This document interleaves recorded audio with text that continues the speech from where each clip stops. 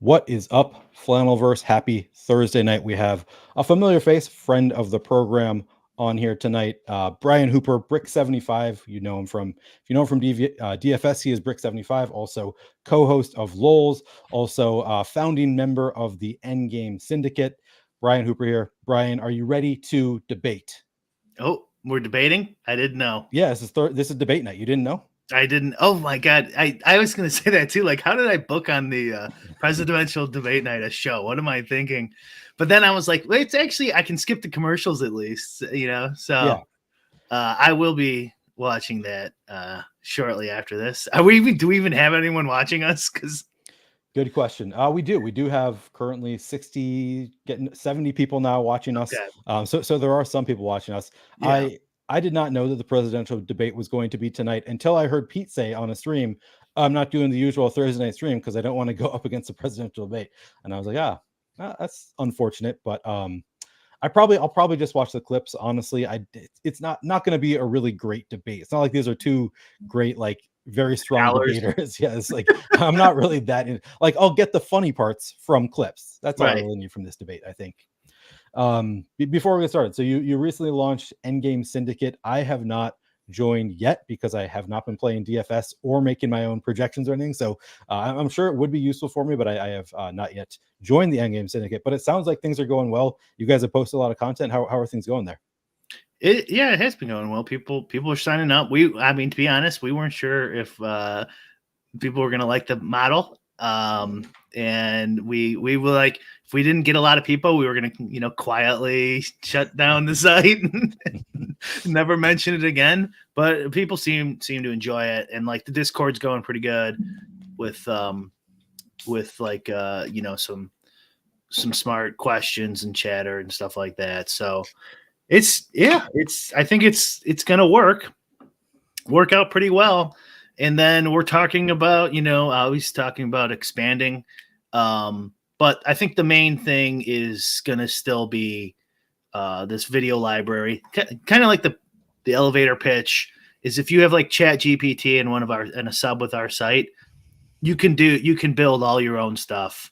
You don't need any content site if you want to put in that kind of effort. It is hard, but you'll have every idea on how to make projections, ownership, build a sim, or build a game theory sim like Nerdy Tenor has. That's kind of the goal. And then if you don't want to do that, the secondary is to use the content site stuff, but just in a smarter, more profitable way. Okay. It's not for learning how to stack and what does correlation mean and stuff like that. It's a little more advanced. And Yuta handles the no ball stuff. So like, did you see the video today? I tweeted about it. I listened to it very briefly. I to be honest with you, I clicked it kind of thinking that it was going to be a joke video, and then it turned, this is actually an actual YouTube. I thought it was going to be you doing the voiceover talking about the Sims being in your head or something like that, but no, it was a real video of Yuta. But it was only like a 1 minute video, if I'm remembering correctly. Yeah, I just wanted to show like he's going over his actual process of fantasy culture. Like that, which I used to do, but I'm not like the best player in the history of the game. Right, pretty useful. Yeah, like his settings and exposures and everything.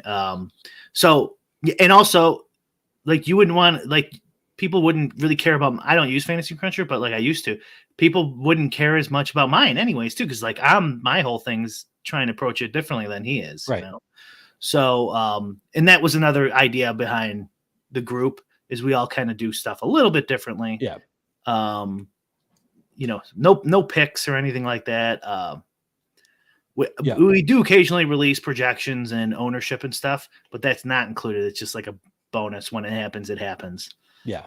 The biggest selling point for me, which you've already said here, you said it earlier also, the showing us how to do projections, like that to me is super useful. Just as somebody who I've never done it, I've always thought like it'd be cool. I think I would maybe enjoy it at some point. Like once I'm past the initial, like I have no idea what the fuck I'm doing. At some point, I feel like I would enjoy attempting to make my own projections. And that's something that you think that you basically teach that within the Endgame Syndicate.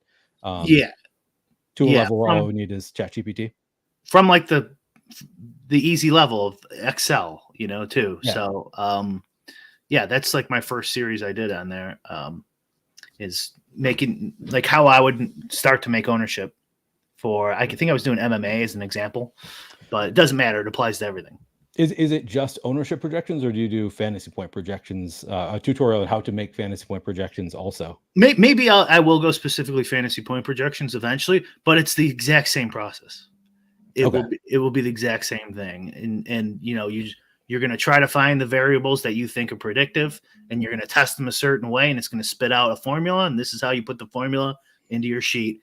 It could be ownership, could be fantasy points, could be the weather, doesn't matter.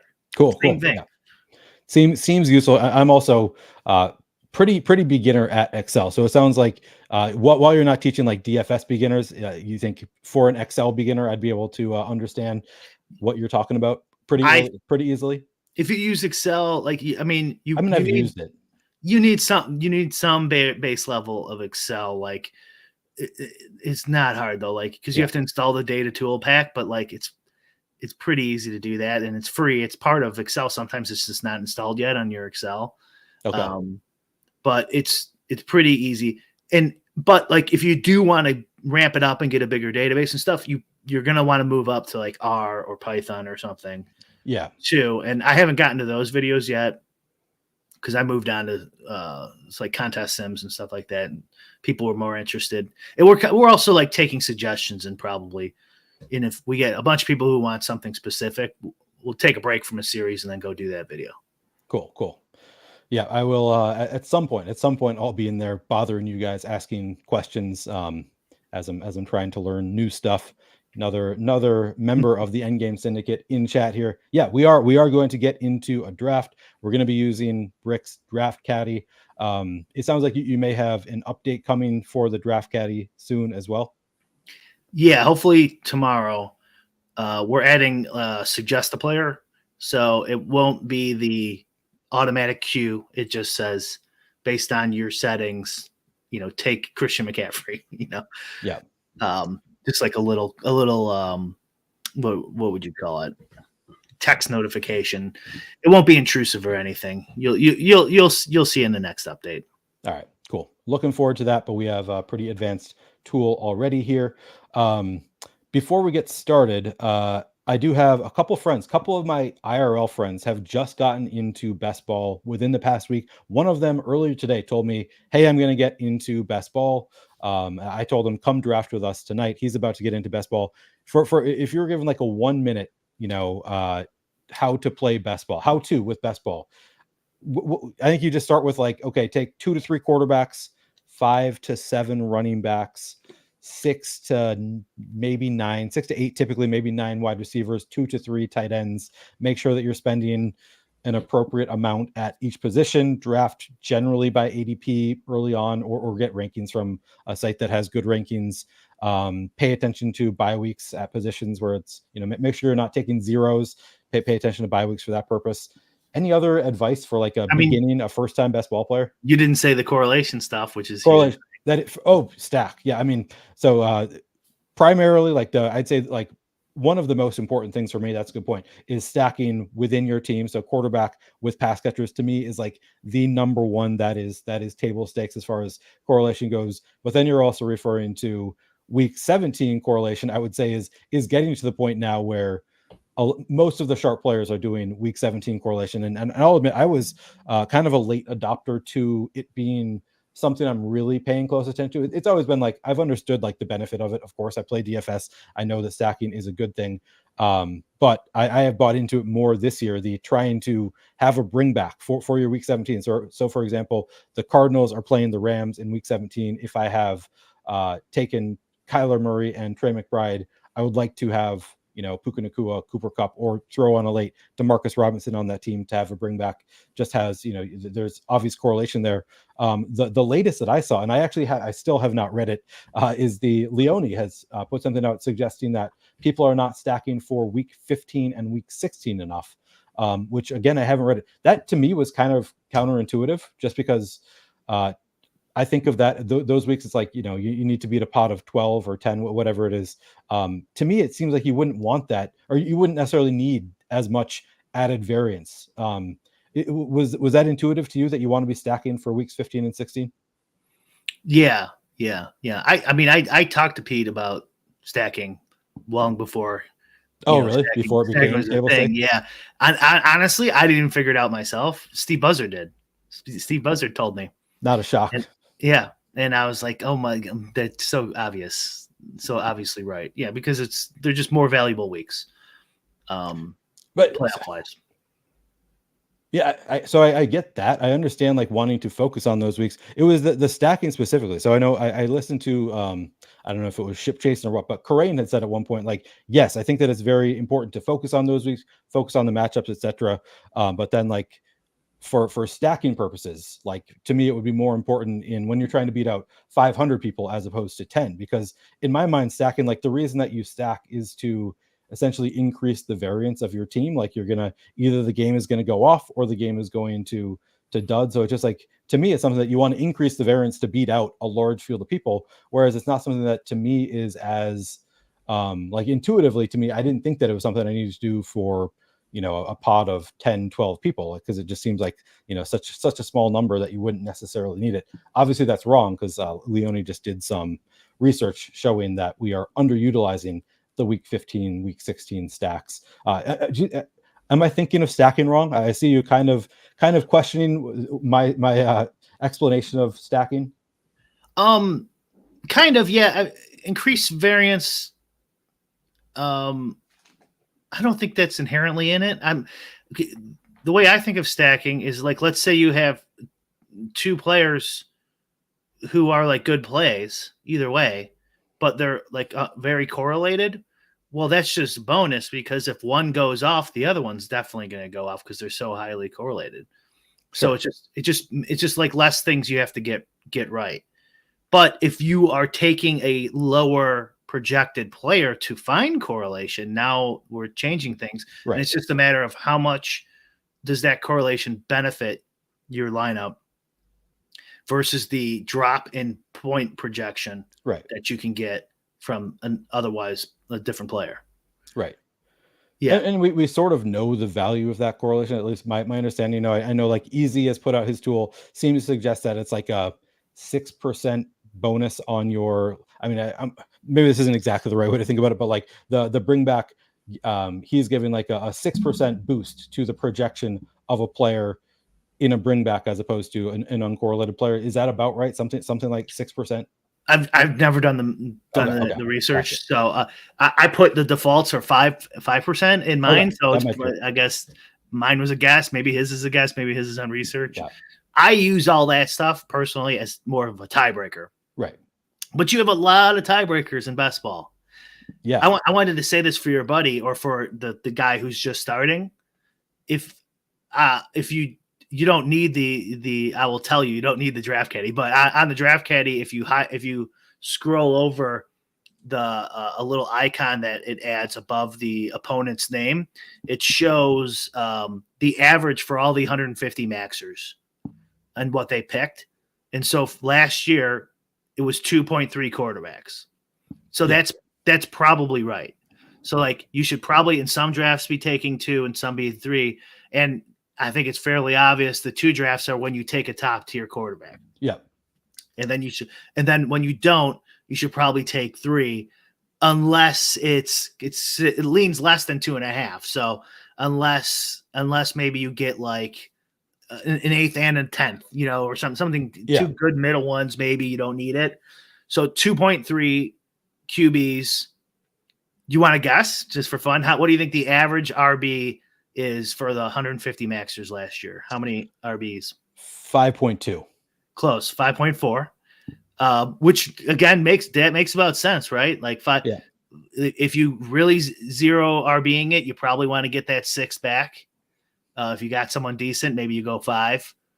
Wide receivers. What do you think the average wide receiver is for the 150 maxers? See, now is where I should start thinking about the math of it all, because I know it's going to be 2.5-ish tight ends. It's exactly 2.5 for tight end. Yep. So now I can reverse. If I were good at doing math while on a stream, I'm usually pretty good at very simple math. Now I should be able to. So 2.5 plus 2.3, we're up to 4.8 plus 5.4. So we're at 10.2. So that would leave 7. Oh, did I do the math? No, okay. I didn't know you were right. So 7.8 receivers. 7.7. 7.7. Okay, so there's a rounding thing in there. There might be a rounding thing. Be a rounding thing. Right. Yeah, but basically 8. Really pushing to like 8. So like they love their wide receivers. Yep. They're when they draft a wide receiver, it's average the 12th overall pick, which is the highest by far. The average first pick for their running backs, the 31st overall, QB next 68th, tight end 90th. So they're drafting wide receivers, they're drafting them early, and a lot of them. So yeah, if I was a new guy, I'd be taking.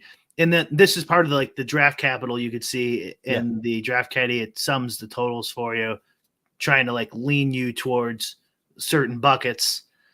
You got to take wide receivers pretty early to even think about getting into bucket 1. Yeah.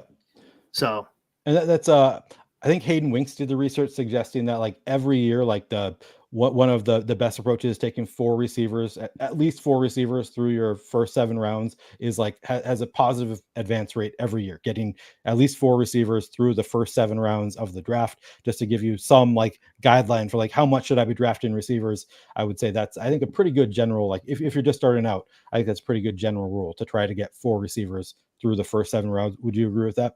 Yeah. All right, we are going to hop into a draft so we can see all these overlays that we're talking about. We'll talk through. Having the draft caddy on obviously is going to help us make some picks here. If you want to jump in now. I'm about to draft. Oh, good. We got in early, so if people want to draft with us, they will have the ability to. I say good. Some people, I know I listened to JJ Zachariason doing a stream where he was like, yeah, I got in this before jumping into the stream because I didn't want you assholes drafting with me. That's my language. I don't think he used that language, which is another approach also. If you look at Pete's drafts, man, he'll have 850 maxers in there sometimes.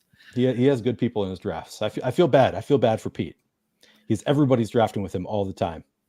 It looks like you got kind of unlucky here too. If you refresh, it'll populate those 150 maxer numbers, like what if they played last year. Okay. Because it's a lot of data to pull in, Yeah. So you can see up there at top. So you got 100. So it's tough to read the names from here, but you got 150 maxer. Who's fairly the icon 150 maxer. Okay. Okay, the icon. Humble legend. The icon and the legend, you guys are kind of tight. Casey's in here with 150. Yeah, we got a lot of 150 maxers in this. What's that one? Kaz? Is it Kaz or Casey Brown? Yeah. So he's one of the highest standard deviations of the 150 maxers at 14.5 there. So it's just something to keep in mind. If you might have a loose aggressive player next to you. Wait, let me see what you're talking. 14.5 standard deviation. So he doesn't draft according to ADP. That's the average standard deviation of his picks. So 14.5 picks either way on average. Okay, interesting. Right, and so you could see this guy who's up next is 6.8. Almost that's less than half. So he's more or less following ADP. Right. Where this other guy is going off. Picking his guys, getting his guys. Probably scrolling the F down too. Yeah, probably scrolling the F down. Which is good strategy. That's this year's meta, Neil. That is. I know you declared that early on, that scrolling the F down is this 2024 meta. Scroll the F down. We do not have Guide Me on currently. We are going to make our own picks here, but we can still use some of this data to our advantage. Yeah, and some of it will populate as we go. Is Mike in chat? What's your username? I'll check. Should we take Breece Hall here? What do you think? Do you like going by ADP earlier? Or we're going totally against the wide receiver stuff we just talked about, but sure, if you want them, let's put ourselves in that spot. Let's see what we can do when we have Breece Hall right away. We'll see if we can get in the bucket 1 still. Yeah. So that was worth 124 points draft capital. That Breece Hall is that every first round pick is worth 124? Yeah. So, well, not every first round pick. The seventh specifically. What were we, seventh? We were eighth. Okay, so Eighth, so it is specifically different. the eighth. Yeah. Gotcha.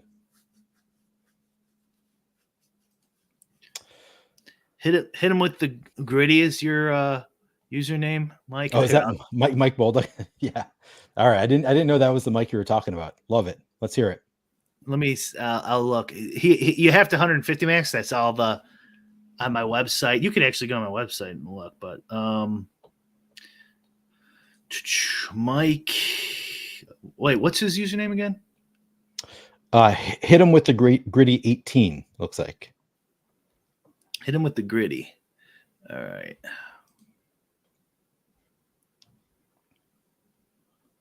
Davis Manick, just passed him. Super nitty. I would guess that Mike is on the very get your guys end of the spectrum. Hit him with the gritty. Oh, wow. Okay, yeah. You're not the highest, but you're one of the highest. One of the loosest players for sure. Is he higher than Casey? Yeah, well high, much higher. He is 1, 2, 3, 4, 1, 2, 3, 4, 5, 6, 14th high.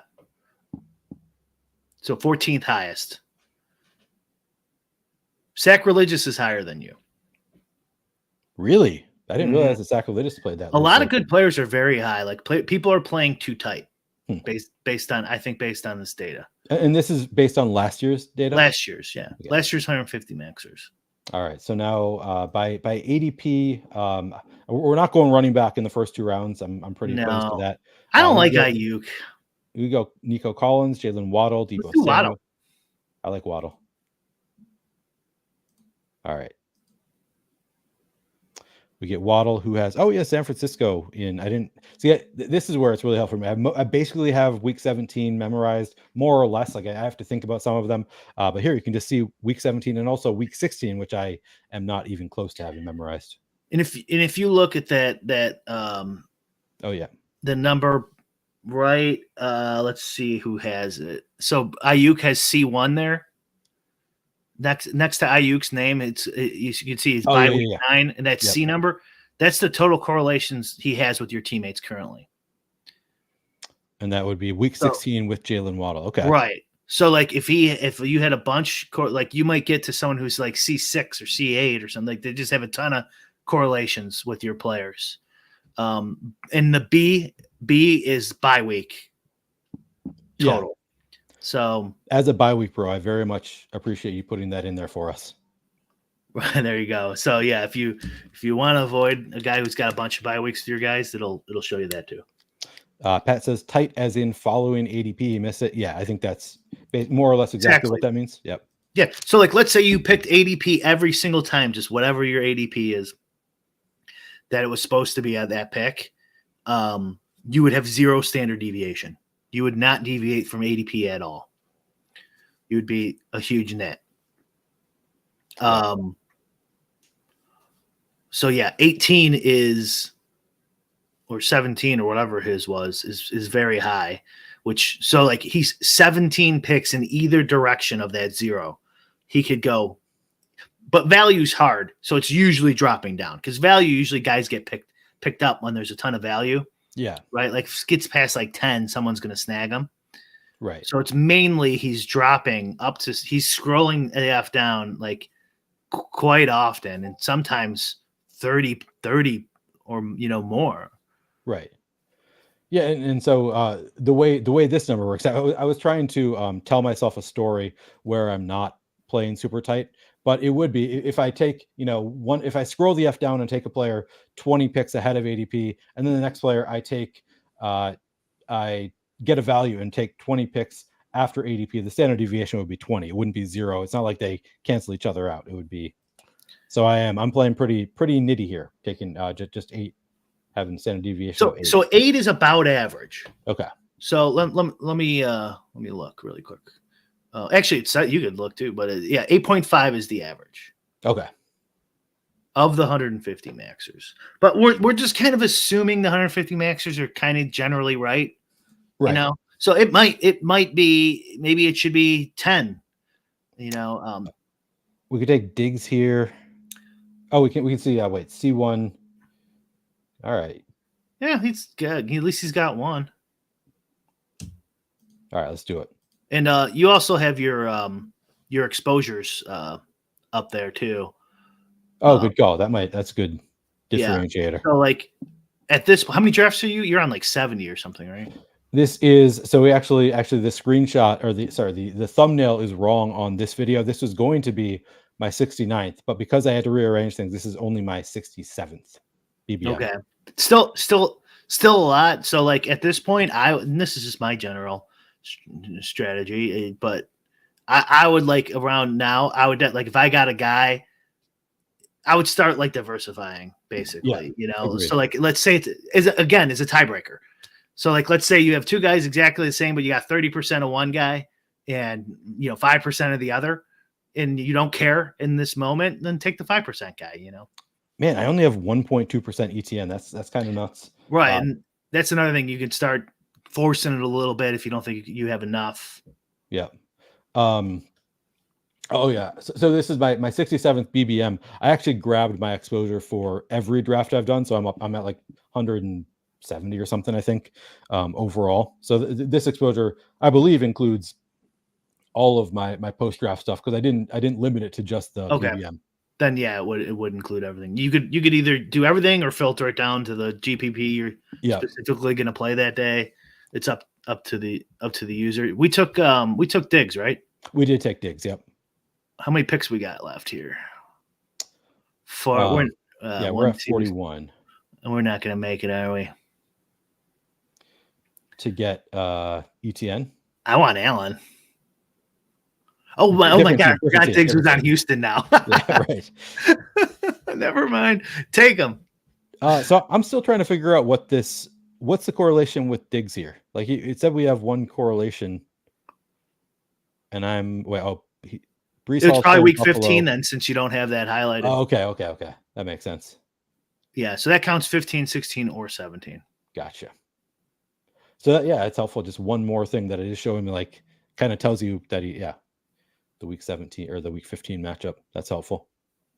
Oh, Rich 20. I wonder if this is my friend Rich, who is playing best ball for the first time because he has no data. That no data checks out. Makes sense. Yeah. Story checks out.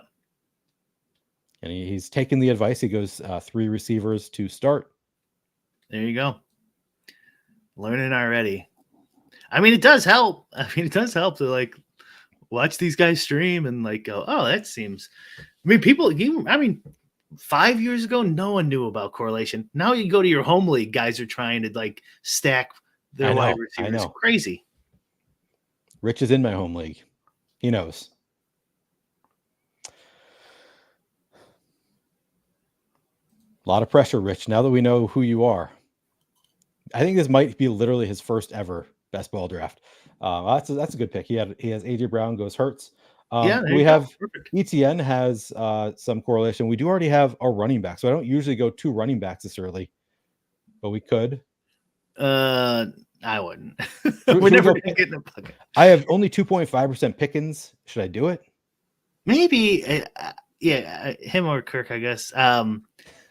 Just cue somebody up. I mean, I have so much Kirk and so little pick. I have 18% Kirk, 2.5% Pickens. I feel like that's the time. Maybe Kelsey there. Yeah, that could have made sense. Because I don't know if he had 2 correlations before you drafted. No, well, he plays Pittsburgh in week 17. Okay, so it wasn't that good, anyways. But those should start racking up now, hopefully. Yeah. That'll be helpful later on in the draft. So how have you enjoyed your best ball adventure here? I've enjoyed it. It's this is my other friend. These guys are brothers-in-law. Jason is sitting next to Rich as they're drafting. No, I've really enjoyed it for the most part. It is like there are days when I'm just like, I'm so tired. I don't really want to stream today. But then usually by the end of the time I'm streaming, like it like brings up your energy level to be doing these best ball streams.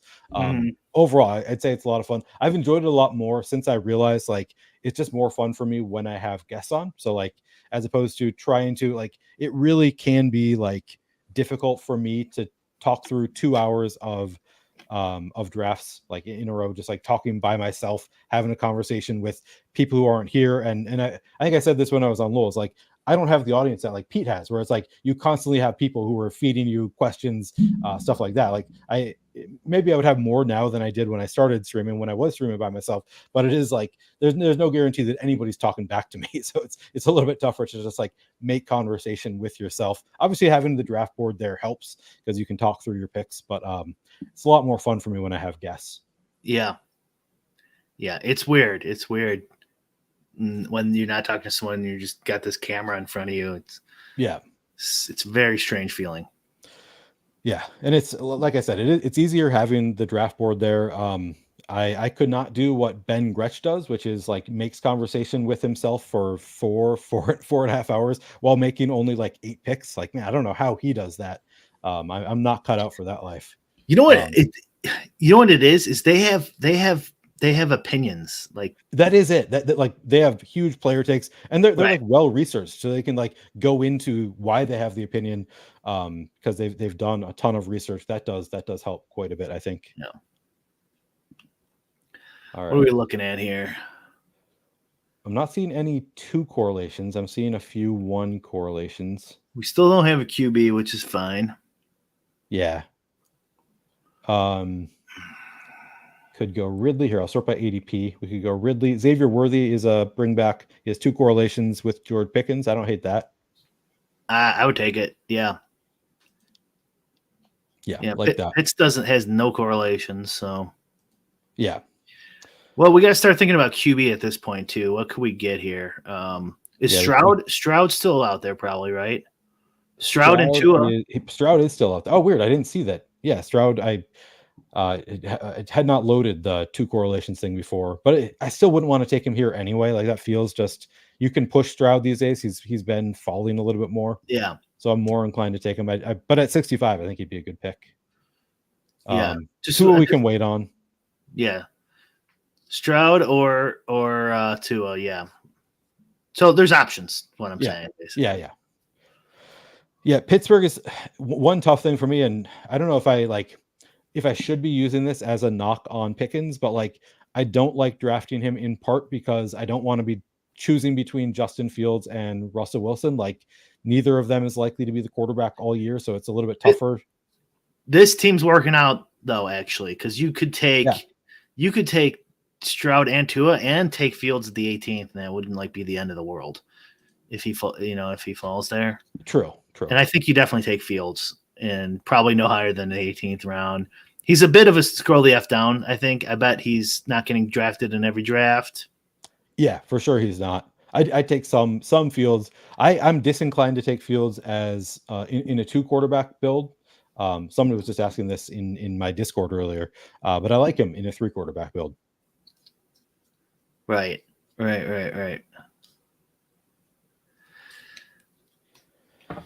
Richardson goes. Richardson is one of the rare, actually, Allen and Richardson here. 2 quarterbacks that the rare quarterbacks that I take before having any of their pass catchers. There's not many that I like to take before having any pass catchers. Those are 2 that I will, because they have good later stacking options. Is that the 5th round for Richardson? Yep, 5th round. What's his ADP? It's right around there. Yeah. Let's see. It's Sheikh Zula. Click on Sheikh. I have not. ADP 57.3. I think I've done like 5 drafts so far, and they're all just to test the draft caddy with new updates. That'd be great if your buddy sniped you on Stroud. I thought he was going to. I'm not even sure you need Stroud right here. I don't think it would be the end of the world if he takes Stroud, but that would be hilarious if your buddy would be first draft. He did it. Oh yeah. I mean, he did it 100% for the lulz. I think he did it for the lulz. You got me, Rich. Congratulations. All right. Let's see. Take. Yeah, I would go Nixon? another wide receiver. Honestly, right. You know something you could stack up maybe. Yeah, Thomas. Do Thomas. Right, because you could now you have Lawrence. Lawrence is still not picked. I'm assuming, right? Yeah. Sniping your buddy is hilarious. It is funny. It is a lot funny. of EV and the joy you receive from sniping them, but it might not actually be the best strategy. To take 2 quarterbacks in the first 6 rounds or whatever. Yeah. Probably not ideal. Because like it doesn't even matter. Like you can still stack 2 stud quarterbacks now. You can still stack Lawrence or Tua. It doesn't really hurt you that much. Yeah. I do have to tell you this story. Of Consigliere says, second best mush on stream. Tell Brick about your super mush, Neil. So I did a stream on Friday night. Did an impromptu stream with Fantasy Guru Drew, Derek Brown, and Cubs ace Justin Steele. We did an impromptu late night stream on Friday, and it was on DraftKings.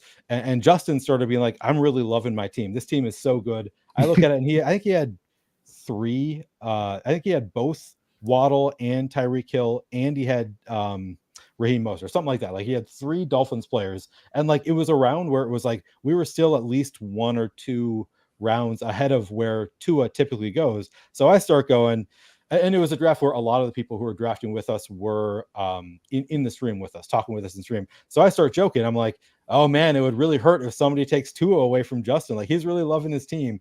That would be a real shame if somebody took Tua here. I start joking around about it. But then I was like, and Debro starts saying, "Oh, Neil, you're gonna screw him, whatever." And I was like, "I'm just joking around. Nobody's gonna take Tua from him here. We have a lot of good drafters here. They're not trying to take an unstacked Tua with nobody else."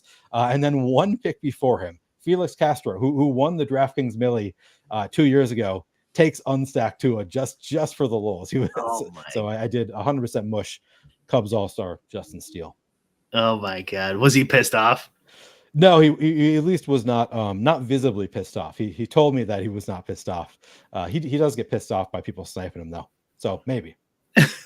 He's just trying to be cool on stream. Yeah, just being a nice guy. It'd be great if he would have had a meltdown like that one guy who got banned. That would have been funny. And just starts scrolling down, takes in the 300th ranked player just to throw the draft. Yeah. Justin Steele gets banned from Underdog. I felt legitimately bad about it. Like it was one of those things. Like nobody's going to do it, so I'm just going to keep talking about it. And then Felix did it, and it was funny. It was very funny also. Oh, that's brutal. Yeah. How do you feel about the correlating without the quarterback, like the running back, wide receiver without the quarterback on the team, or taking 2 receivers from the same team without the quarterback? Is that something that you actively seek out? Is it something you care about? No, I don't actively seek out an unstacked QB. I'm always trying to stack. We can throw Engram on here. We have Brian Thomas. Yeah. What about QBs though? You want a QB? I mean, how far away is Tua and how far away is Lawrence? We've got a while. Okay. Yeah, I don't. Since we have Brian Thomas, I mean, we could take Ferguson instead and then take Dak, but no, it's fine. Yeah, Tua. If we look at the ADPs, Tua doesn't go until 124 ADP. Lawrence at 118, and we're currently at pick 81, so we got a little while. Okay, we got time.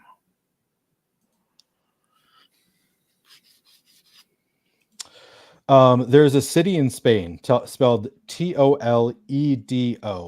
How do you think that's pronounced? Tlo? Toledo. Toledo. I mean, it sounds like. So that was another funny aspect of that stream was, so I believe that the city in Spain is actually called Toledo. And I think I've been there, and there's also a song by the artist Dan Byrne, who I've been a fan of for a while, that is called Toledo, and he sings the lyrics. He sings, and I've listened to multiple versions of it. It's summer in Toledo, so he pronounces it Toledo in the stream. So I'm gonna blame that for. I was telling Justin that I went to a St. Paul Saints game against, and I said Toledo. I don't know the team name, and he and everybody on stream gave me a look like, what the fuck are you talking about? Say that word again. And I said Toledo, and they all corrected me. But I'm blaming Dan Byrne in that song for my mispronunciation. You can blame whoever you want, Neil. I don't know about that one. Have you ever been to Toledo? Toledo? I don't think I ever have. I did the Mud Hens, right? Oh, that is right. Yeah. You know minor league, triple A baseball teams. I mean, from being a huge baseball fan when I was growing up, I do. Interesting. If I can remember them, anyways. All right, we are at 0-1-5-1. Still no quarterbacks here that we really want. Man, Burrow's, that's kind of a drop for Burrow, isn't it? 80, 88? Not really. I mean, his ADP is 88. We're at pick 89. So Rich could take him I right mean, here. from last year. Big time. Yeah, last year he was like around 48, I want to say. Should we just go Najee here? Do you have any strong preferences? I guess we can look at the buckets. Yeah, White's got 2. I would just do White because I feel like there's not much difference. Me too. Oh, there's the bye week good? And bye week's fine. Yep. Yeah, because he didn't have a B anyway, so. Yep. Looks good. So we're at 0-2-5-1. I'll read off the team. We have Breece Hall, Zamir White, Jalen Waddle, Stephon Diggs, George Pickens, Xavier Worthy, Brian Thomas, and Evan Ingram at tight end. How many people do we have watching? I'm curious with the debate going. We have, so it's tough because I think the like Twitter throws it off. Currently says 931 watching. Okay, that's probably a huge. Twitter gives you such a big boost. Yeah. Why do you keep doing it? I think you should stop doing that. I think it's smarter to get the people to come to your YouTube. I saw an immediate impact on like the number of people who sign up for my YouTube. So my assumption is that people see that I'm streaming on Twitter and remember that I exist and start watching it. And then some of those people are like, oh yeah, I want to support Neil's YouTube channel. Like, because I have, people on Twitter, I have followers on Twitter. I don't know what has happened as far as like, I can't get any engagement on Twitter in general these days. Like, it's gotten so much tougher, maybe because I stopped tweeting all the time and like the algorithm changes as a result. But I've had a lot tougher time there, but they really seem to be like boosting when you go live on Twitter. Like I always get notifications about other people going live. Oh, that's interesting. Yeah. Yeah. Jesse says 35 watching on YouTube, which is actually not that far off from normal for me, live viewers. Okay. Thank you. Consigliere, you exist. He recognizes your existence. Oh, Daniel Hutchins, Toledo, if in Spain. Yes, thank you. And I'm pretty sure I've been there. So it's totally understandable for me to pronounce it that way. I'm just more worldly than the rest of you. It's definitely me. I've never been to Europe. Have you not? Not. Couple times, few times. It's been a long time though since I've been. The trouble with Europe is it's full of Europeans. That's good. That's funny. All right. By ADP, let's see what we can see. 2 correlations with David Njoku. We could close out our tight end room.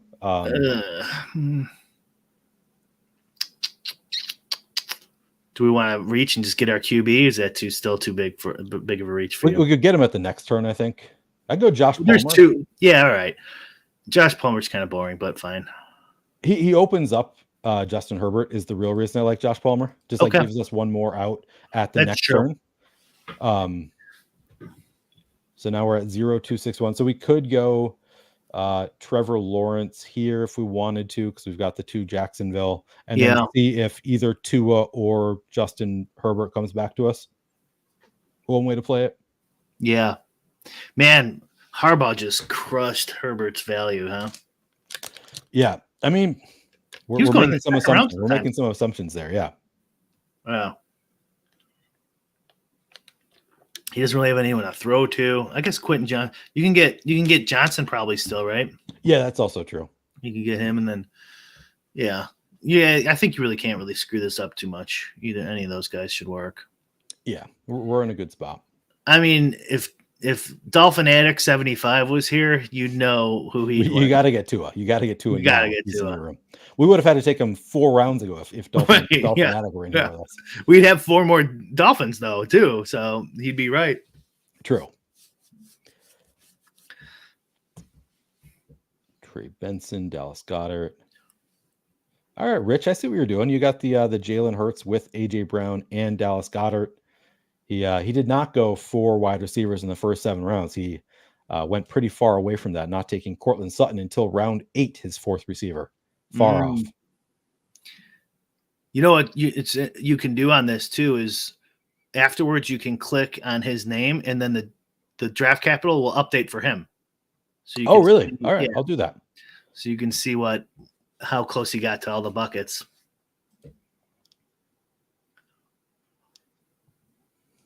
Actually, you might be able to do it now. No? So I just clicked on him. You might have to wait till the end. I can't remember. Okay.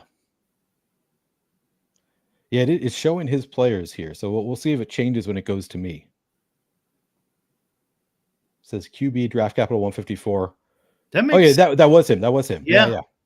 Okay, yeah. So after this, you can do that. All right. So now we go T-Law. Right? It's a little bit ahead of DP. I don't care. Okay. And then we get one of Tua or hopefully one of Tua or Fields comes back. Does that make sense? Yeah. You mean Justin or Tua? Yes. Yeah, you said Fields. You're still thinking about that 18th round. You're right. Getting that Fields correlation in there. Yeah. Herbert or Tua. So we can look at, if I click on Rich, does it not work if I have players queued? No, it's working. So he's got a ton of QB. That's because he sniped you. Yeah. He took 2 quarterbacks super early. He went way over on QB. Yep. He's getting there with wide receiver though. He might not be able to get to bucket 1 at this point. All right. If he didn't snipe you and he took a wide receiver, he'd be fine. Man, Rich really paying for sniping us. Yeah. It's at 410. The target is bucket 1. He's currently in bucket 2. He needs another 26, or is it 17? 17. But as you can see, our draft capital, he's got to do it this day. I guess if he does it this one, he'll get up to that. Yeah, because we're quickly approaching where like each pick is worth like 2 points, right?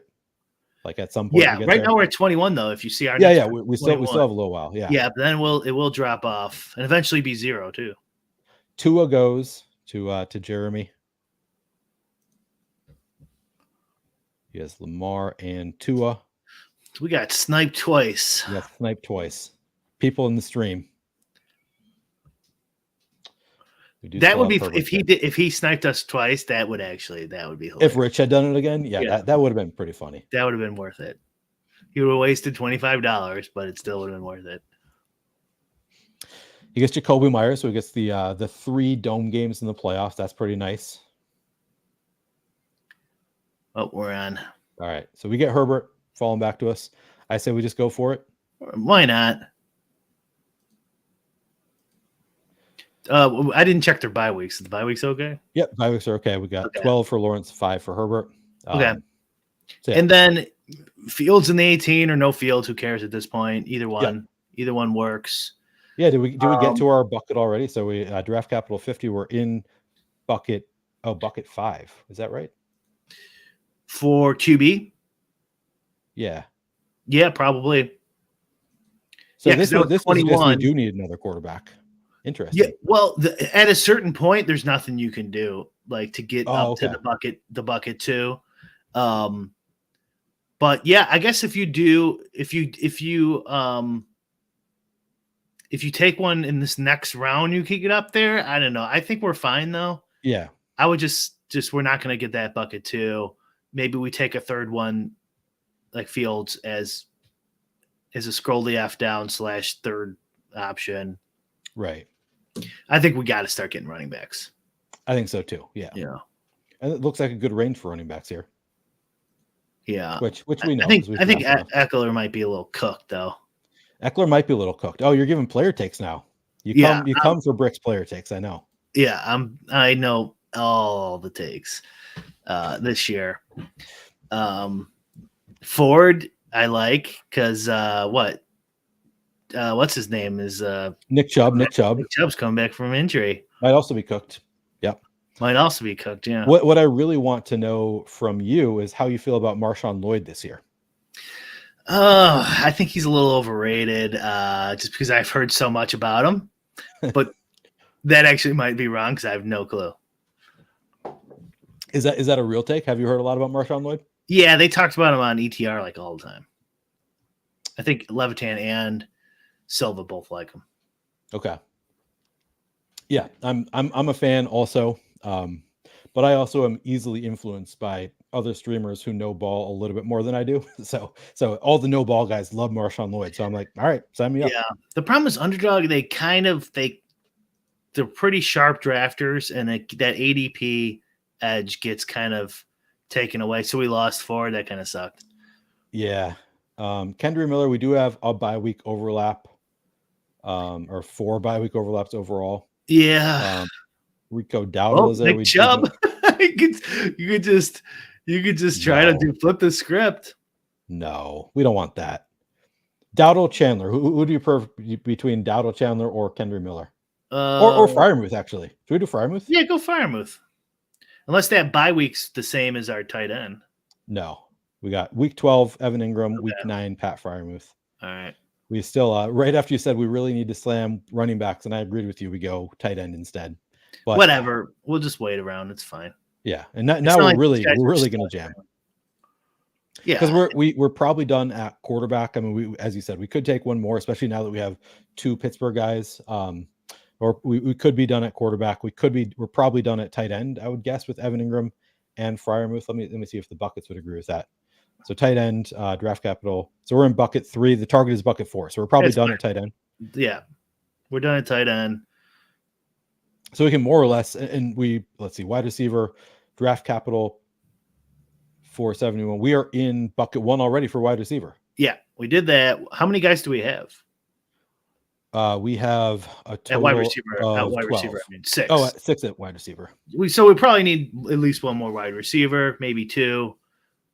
Definitely need some RBs. This could be a 2-7-7-2 build theoretically. Yeah.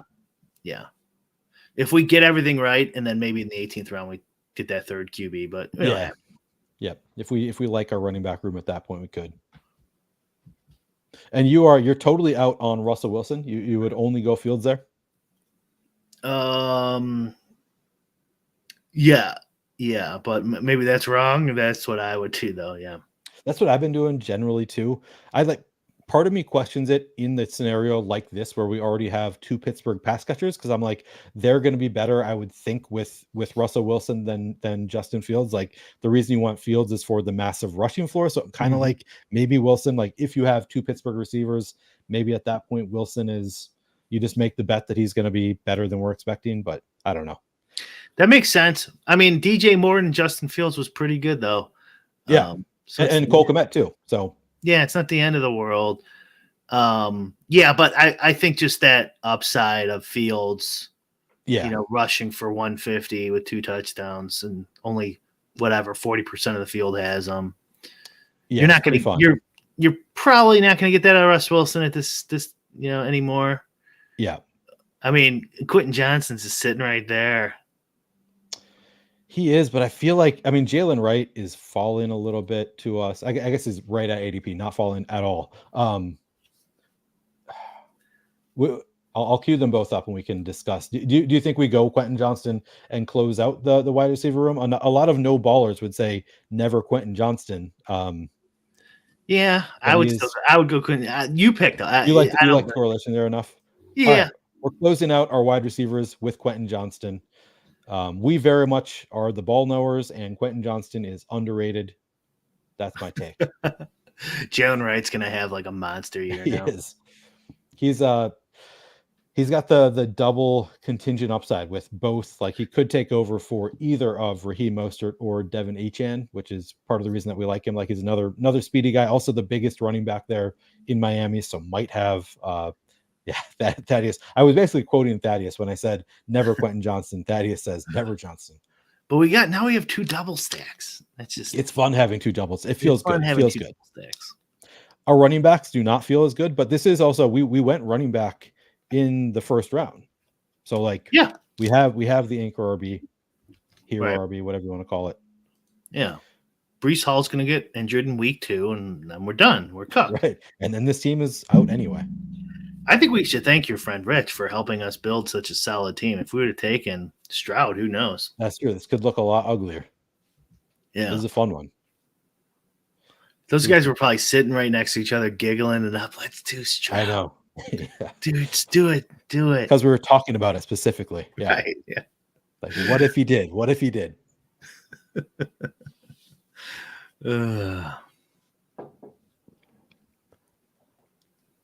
All right, but now we're going to go running back for real this time. Yeah, we have to go. We actually do need running backs. We started saying we desperately need running back in round 12 and then went away from it twice. Sadly, the 3 running backs that I wanted the most did all go, but Algier does have the same bye week as Brees Hall. Yeah, at this point, I don't think we can care about bye weeks for RB. We just got to take anyone. Oh, man, Antonio Gibson, huh? Gross. Yeah, Bucky Irving, Chuba Hubbard, my guy Khalil Herbert, I do like quite a bit. I know as a Bears homer, you like Khalil also. I kind of like Bucky Irving here. What do you? He's like got Bucky, great correlations. more than Either one. Oh, he does have the 3 correlations. That's a good call. So does Gibson. Oh, so does Gibson. Yeah, let's go Gibson then, because we might get Bucky Irving to fall back.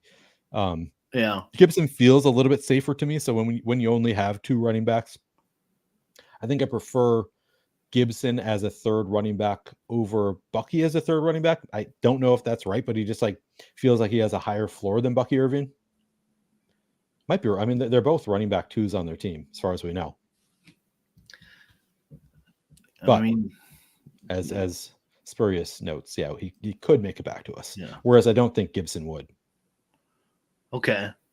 I don't really know the lay of the land.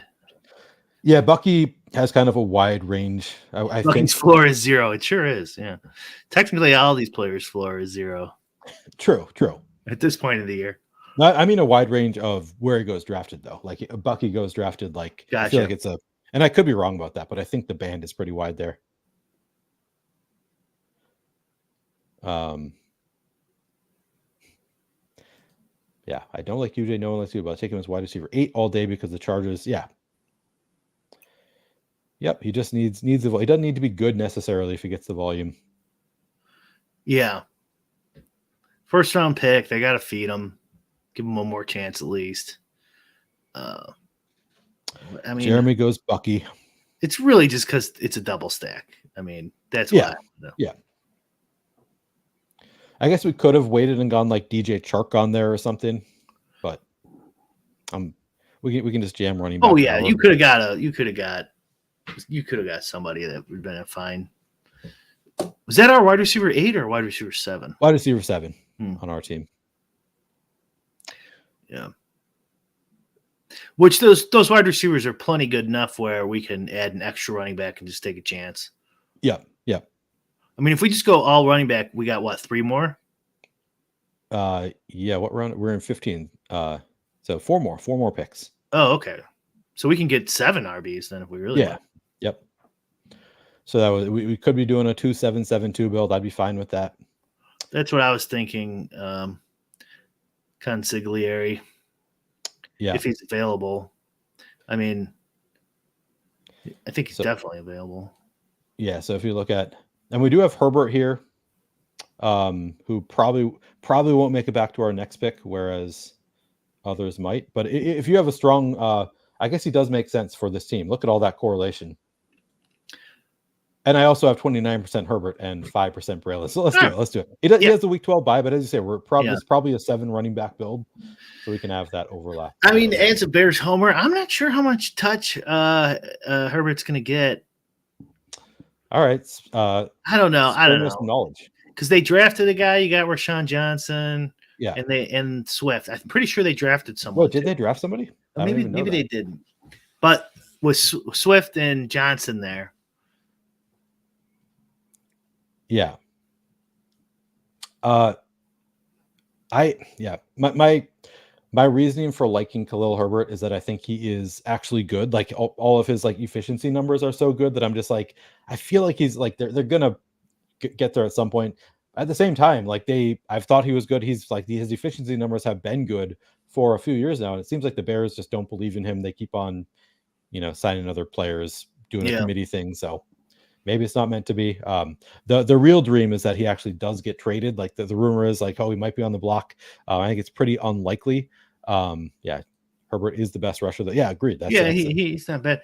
Yeah, the thing is, at this point in the draft, too, you're really just hoping guys get hurt and they're forced to play, too. So, yeah. I do see you, Rich, taking Herbert after we talk about him, too. Just killing me over here. Killing me.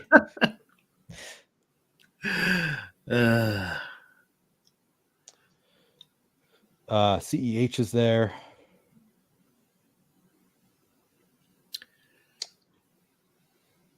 Dylan Lobby has. Oh, but we don't have it. Oh, yeah, it was Zamir White, so we probably don't want that. Keaton Mitchell had 3 correlations. Yeah, we could do Keaton Mitchell. You want to do that?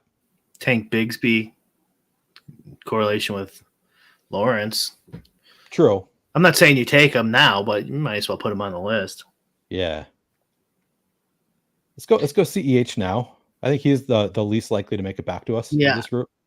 Him or Johnson. I kind of like Johnson there too, because if you like Herbert, he could end up getting all those touches too. True. He's a big boy too.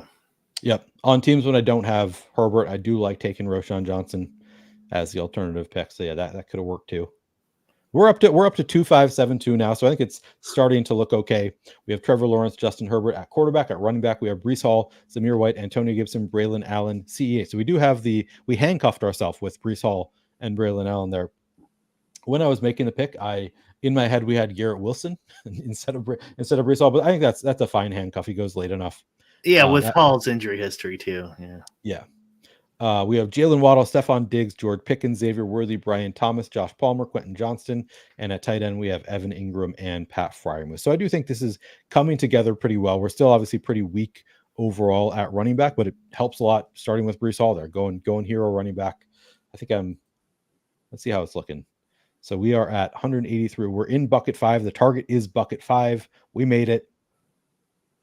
Yeah, I mean, you could technically not draft anyone and make bucket 5, but oh, really? Okay. No, maybe not. Maybe you do need 127 points to get in there. Yeah, but you don't want to get over 209. Yeah, this is a pretty typical Best Ball Manifesto draft right here. Yeah, I think it's going well. And we can think about whether we want to add on a quarterback or just go 7 running backs. Yeah, probably another running back here, and then decide. Yeah. Well, yeah, I agree with James too. Like Zamir White is yep. We got Hall and White. It's and we're just hoping to get somebody else out of somebody. Yep.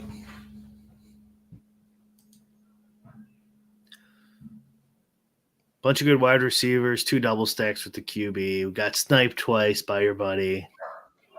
That asshole. Sounds like my wife just got home. We have tickets this week. We bought tickets for the Olympic gymnastics tryouts or whatever you call it, deciding who makes team. It's in Minneapolis, and we have tickets for all 4 days of that. So I skipped it tonight, but I'm going to be going the next 3 nights probably. Roschon Johnson makes it back to us. No bye week concern, or sorry, yeah, no overlapping buys with Roschon. Should we just do that? I'm with me. Somebody, yeah. I like Johnson. So we're at 2.672. We could go with one of these running backs. I'll throw Fields in there if we want to consider him also. But in a good spot where I don't think we either would work, I think. I mean, if you want to be conservative, you could take my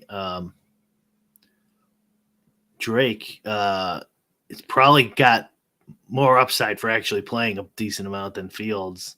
Yeah, but we got no correlations there, and we have double Pittsburgh, so it would be another double stack. That's true. You're selling me already, but you have it wouldn't really be for at this point, it would be more like you get an extra. He goes off 1 week. Yeah. And that, it helps a little bit. He's got playoff correlations. And we do have Gibson too, so we do have the running back stack with the quarterback. That's true.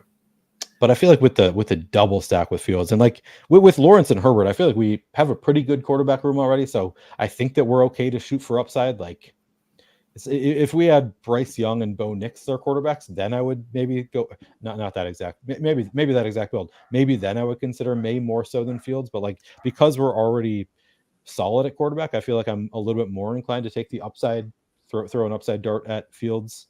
I don't know. Do you think that's right? Yeah, probably. Yeah. We've been talking about it this whole time too. We might as well just do it.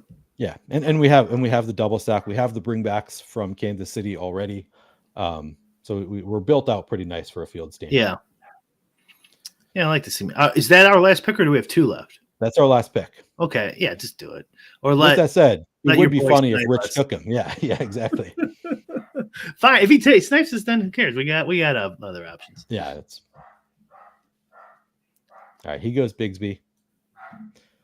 Yeah, we'll go Fields. Go Fields. All right, so this is our final team. We have Trevor Lawrence, Justin Herbert, Justin Fields. Running back, we have Breece Hall, Zamir White, Antonio Gibson, Braylon Allen, CEH, and Roshan Johnson.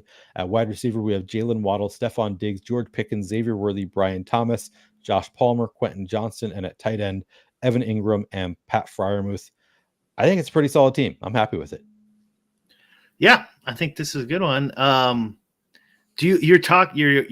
You're servicing audio listeners, it sounds like. Do you put this on podcast? I don't put this on podcast, but I just know a lot of people. I use YouTube as a podcast, so like I'll listen to like ship chasing, whatever, and I'm not necessarily watching the screen. I'm just listening to them. Right. So I assume that there's some number of people who consume the content on YouTube who are still really not watching us the whole time. Gotcha. Maybe that's wrong. I don't know. Well, I mean, either way, you're practicing you're servicing the audio listener. Yeah, true, either true. way. Yeah. All right, let's take a look at our team. If anybody else wants us to take a look at your team, let us know in chat. Happy to do so. We already went over our team just a second ago, but I'll go through the correlations again. We have Trevor Lawrence is stacked up with Brian Thomas and Evan Ingram. We don't have any Tennessee, so we didn't really do week 17 bring back on that one. But we have Justin Herbert with Josh Palmer and Quentin Johnston. I'm trying to remember, do they play the Patriots in week? I guess we could see it over here. So we'll have some week 15 correlations here that are not showing up in the overall. Right. Oh wait, that's not who I wanted to do. I wanted to do Herbert. So Chargers play, they play New England. So we didn't get any week 17 with those two. We do have week 17 with Justin Fields, who we have with George Pickens and Pat Freiermuth. We also have the bringbacks on that one of Xavier Worthy and CEA. So we do have that full on week 17 game stack. The others we have stacked for other weeks. And they're all double stacked anyways. So that's quite a bit of correlation right there for week 17. Yep. All right. We do have some requests to look at teams. Jason says he wants us to look at Rich's team. So we will take a look at Rich's team. Rich has Jalen Hurts and CJ Stroud, and we can look at the buckets now too. So that's useful for looking at these teams. Jalen Hurts and CJ Stroud makes it into the top bucket for quarterback as far as draft capital spent. Obviously, great quarterbacks. Running back goes Josh Jacobs, Aaron Jones, Jaleel McLaughlin, Khalil Herbert, J.K. Dobbins, and Tank Bigsby. The goal there is bucket 5 at running back. He gets into bucket 5, so that looks good.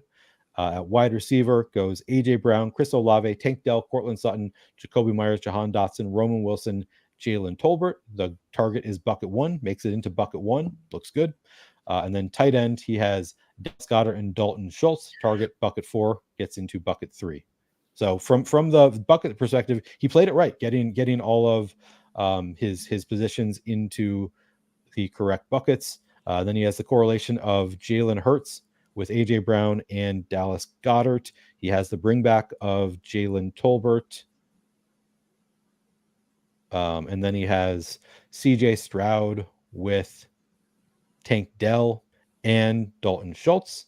Does he have any Baltimore? I have week 17 memorized, so that's the only one that I look at. Yeah, no bringbacks in week 17 for that one, but looks like a very good for a first best ball team. That's really damn good, I think. What do you think? Yeah, he overdid it with Stroud. Yeah. I'm assuming for the bit. He did have Dell drafted before he took Stroud, so maybe it's a part panic, part bit. But you don't see a lot of two quarterbacks before the 65th pick or whatever. Yeah. Whatever it was in these best balls. Yeah, so it's a lot of draft capital to spend at quarterback, taking one at 40 and 64. But he salvaged it. I mean, he got all the buckets, it looks like. I think you played it right. Obviously, stopping at two quarterbacks was the right move when you have those two. Yeah, you don't need anybody else after that. Yeah, ultimately, I think that it's a strong enough team that could do some damage. So I think it's a good one. We had a few others there. Let's see. 6 hole. Jesse says see him in the 6 hole. The 6 hole Grenier. Okay. Jesse has Matthew Stafford, Bryce Young, and JJ McCarthy at quarterback. At running back, Travis Etienne, Rashad White, Tony Pollard, Javonte Williams. Wide receiver, Justin Jefferson, Nico Collins, Cooper Kupp, Christian Kirk, Deontay Johnson, Josh Downs, Xavier Legette, Jalen McMillan. And at tight end, Brock Bowers, Luke Musgrave, Jatavian Sanders. So he's got Stafford with Kupp. Looks like just Kupp. Any Arizona? No Arizona bringbacks. Kupp's enough, pretty much. With Bryce Young with Deontay Johnson and Xavier Legette and Jatavian Sanders. Has the Tony Pollard. Wait, is that right? Tony Pollard bring back Carolina, and no, they play Tampa Bay. He's got Tampa at running back. Oh yeah, and Jalen McMillan at wide receiver, as well as running back. Good call. So did stack that one up quite a bit. Then he goes JJ McCarthy with Justin Jefferson, Luke Musgrave bring back. He's so it's fragile RB. A little risky. Well, and zero QB. Like that's some pretty weak QBs. Especially after Stafford's wife goes on a podcast mid-season and just ruins this man's life once again. So, poor guy, poor Stafford. He's Super Bowl winning quarterback, and his wife just blows him up like that. Do feel bad for the guy. 3 quarterbacks, 2 of them have the same bye week. So he has only Bryce Young in week 6. It's probably fine. Not taking a 0 at the very least. Could get something out of Bryce Young there. Goes just 4 running backs, but they, pretty well spent. Let's see, draft capital 193, bucket 5. The target's bucket 5, so that's actually got into the correct bucket at running back. Looks like he got into outside of quarterback. He is in bucket 5. The target is bucket 2, which I guess we knew because we were also in. Yeah, we're also in bucket 5. He had 17 points of draft capital. That's pretty low. Yeah, that is that. Yeah, I guess to get into it, to get into bucket 5, the low is actually 19. So this technically did not get to the bucket 5. Did not get into a bucket. I mean, it is 3. It is 3 quarterbacks who should be playing. Yeah, I like zero. I like 0 QB drafting. Yeah, so I think that it works. I think that it's a fine. It's hard to get double and triple stacks with 0 QB drafting. True. It's hard to know who am I going to have, who's going to be available this late. That's going to be a QB who's actually starting, and then match up all those guys. Yeah, it's easier to do it with just 2 quarterbacks. Get double stacks. Got to bring back. Definitely easier. The middling QBs is usually pretty easy with Tua and stuff like that. You can usually pull that off. Yeah. Tough with this 0 QB stuff. Yeah. I think there was one more guy at least. Couple more, yeah. So Dino Tomsky, we'll take a look at your team. That is in the 3 hole. Gets CeeDee Lamb to fall to 3. That's somewhat rare.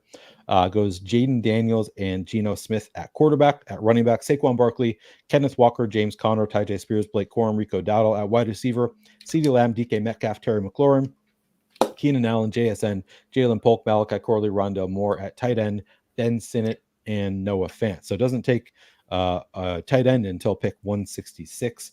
Looking at the buckets, target for quarterback is bucket 2. He gets into bucket 5. So that's well, notice he still had at least 44 points of draft capital spent compared to 17 in the last team. Right. Running back target is bucket 5. He gets into bucket 3 with this running back crew. Wide receiver, the bucket is target 1. He gets into bucket 1. Tight end, bucket 4 is the target. He gets into bucket 5. Well, Yeah, not really any bucket. He didn't even make the bucket 5. Yeah, only 7 total points in draft capital at tight end. That does feel a little bit thin there. Pretty risky, because Sinnott could be a legit 0. Like he's a wide range of outcomes guy. So I don't love Sinnott as a first tight end unless you're taking 3, then maybe. Yeah, I don't know how this many teams are getting into bucket 1 at wide receiver. Like, everyone must have been wide receiver crazy. I just didn't even notice. Yeah, I mean that's I don't know. You need points at tight end, man. You do need some points there. Feels a little at quarterback. So at quarterback, this looks weak, but like Jaden Daniels to me is a quarterback that like has such a wide range of outcomes. Like you're just making the bet that he is that dude, right? So I think I'm okay with it. I don't hate that. Yeah. Mario here. Take a look at Mario Solar. He's in the 7 hole. Mario goes Purdy, Goff, Baker at quarterback. He has Mixon, Montgomery, Warren, Chandler, Chuba, Foreman at running back. At wide receiver, he has St. Brown, Debo, Zay Flowers, Chris Godwin, Romeo Dobbs, Demarcus Robinson, Greg Dortch. At tight end, Sam Laporta and Hunter Henry. Looking at maybe I didn't look that closely at the correlations. I think I did. But he has Purdy with Debo. He has bring back of Laporta, and actually he has Goff. So these two play each other in week 17. So all of the San Francisco bringbacks are also stacked with Goff. He has David Montgomery, Amon-Ra St. Brown, and Sam Laporta on that one. And then he has Baker Mayfield with Chris Godwin, just Chris Godwin. And then Tampa is playing Carolina, I believe, week 17. Oh, yeah, I guess I can see it over here, can I? They are playing Carolina in week 17. Chuba Hubbard as the bringback on that one. Bucket-wise, target for quarterback, bucket 2. He gets into bucket 5. Let's see, what are the... Really, with 3 quarterbacks, that's interesting. Pretty late, man, 114th and later. Yeah, and it's draft capital 53, which is the high end of bucket 5, so almost bucket 4 there. Yeah, bucket 4, basically, yeah. Running back gets into the target bucket. Wide receiver gets into the target bucket. Tight end gets ahead of better than the target bucket with these 2. Yeah, Sam Laporta, who fell 7 picks past ADP. A little value hounding there. I think the bucket strategy it wants you to take a QB kind of earlier. Yeah, that's kind of what I get. Like none of us are getting into the bucket. You want someone in that, 5th, 6th round or higher to get into so maybe that's right though. Maybe that's what the manifest, the best, the obvious strategy is take a decent quarterback. Yeah. I like going with some elite quarterbacks usually. Definitely something I do most of the time. Jason did confirm that the Stroud pick was all panic. It was not for the bit. It was just panicking in his first draft. Yeah, he had Dolly. Well, and he probably heard that we were going to take him. He's like, I'll take him now. It's your guy. Yeah, that's a little much at the QB spot. But Consigliere had a question for you. I look at bye week and divisional rivals for playoff weeks as plus minus correlations. Would you be able to code that for playoff weeks? Bye week and divisional rivals for playoff plus minus. Bye week. What do you mean by bye week for bye week and divisional rivals for play? As in, like you give a bigger boost for the correlation if they're divisional rivals? Is what I think that means? I don't know exactly. Yeah, you have to spell that out. Yeah, can you explain a little better? You're probably in one of our Discords. You can always type it up there if you wanted. Sure. Yeah, I'm not sure. We're trying to we're adding something tomorrow, and then we're going to try to make it stable. Make sure it's all working on all the sites, and that'll. Yeah. Then maybe one more change before the season happens, but yeah, stable is our next goal. I don't know what this means. Dang, check your phone. Might be an emergency. That you could hear that. It's muted.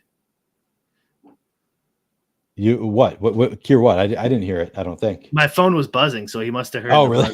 Okay. No, I think it's just my idiot buddies in a text thread talking shit to each other. Nice. I'm going to do another draft. I would love for you to stick around, Brian, if you have the time, but that's up to you. I actually I can't do another one. All right.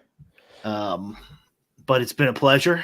It has been a pleasure. Thank you very much for hanging out. Can you tell people where they can find you, what you have coming up, anything like that? Endgame Syndicate.com is the new site. If anyone wants to check that out, the overlay is at thedraftcaddy.com. We do lulls podcast, YouTube show, Thursdays, 1:30 Eastern, 12:30 Real America time. And I do a lot of stuff on Davis's Patreon too. So Davis Maddox, Takecast, Google that if you're interested. He's doing this full time now. So yeah. Have you been doing more content since he's been doing it full time? Since he's no longer yeah, with so I told him I'll do a show every week for him. Oh, nice. So we're doing like a Patreon Takecast, and then this week we did 2 shows because we did a Star Wars recap too. We're Star Wars nerds, and there's a horrible Star Wars show going now. So I've heard mixed reviews. My friend Rich, who just drafted against, is a huge Star Wars fan. I've heard very mixed reviews about the Acolyte. I don't know Rich's take on it. But you don't think it's very good?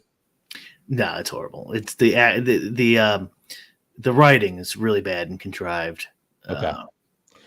I read a take recently that like the Star Wars has always been bad. Essentially, what was the take that I read? Like it's just a matter of like there are some people who are like stuck in the lore, and like people are always complaining about like, oh, it got bad. But if you watch the original stuff without like having watched it when it came out and without the nostalgia, it's like no, it was always bad. Which I kind of half agree with that at least. I mean, if you look at like the Rotten Tomatoes or just any rating system, Empire Strikes Back is like one of the top movies of all time, so it seems unlikely that it was a nostalgia thing for at least some of those movies. But I hear what you're saying. I think the new show Andor is really good, really good. Writing. Yep. So I like Andor. I think actually, if you like want to watch something with your wife that you'll enjoy, like I think women would enjoy it. You don't have to be a Star Wars fan to like it. We actually have watched Star Wars. At one point, we were going to go through the entire history of Star Wars. Like we started chronologically. We got up. We even watched like the cartoon from like the 90s, which is very good. And we were caught up at one point with all the latest Star Wars. So maybe we will watch the Acolyte together at some point. Yeah, Acolyte. You mean Andor? Andor. Andor. I recommend. Acolyte. I don't. Yeah. Right. All right, man. Cool. Thanks a lot, Brian. I'm going to do another draft for other people want to do it, but Brian, I will talk to you later and catch you in the Endgame Syndicate. Yep. Appreciate it, man. Take it easy, guys. Later, Brian. All right. I am going to jump into another draft. If you are interested, get in now because I am about to join. Once I find it. There we go. BBM, getting into Best Ball Mania 5.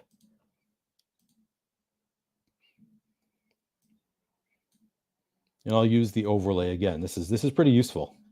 I don't know why I have not had this on typically because I don't I like to make my own picks, so I don't always love having the guide me on, but definitely this overlay is pretty helpful for me. Waiting on 2 more. So if you want to draft with me, get on in.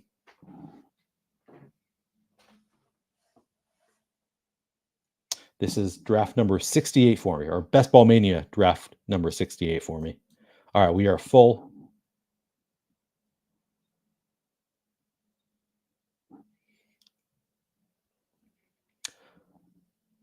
All right, I see D. Lutomsky makes it into this one again. Grenier is in this one. Starkindler is in this one.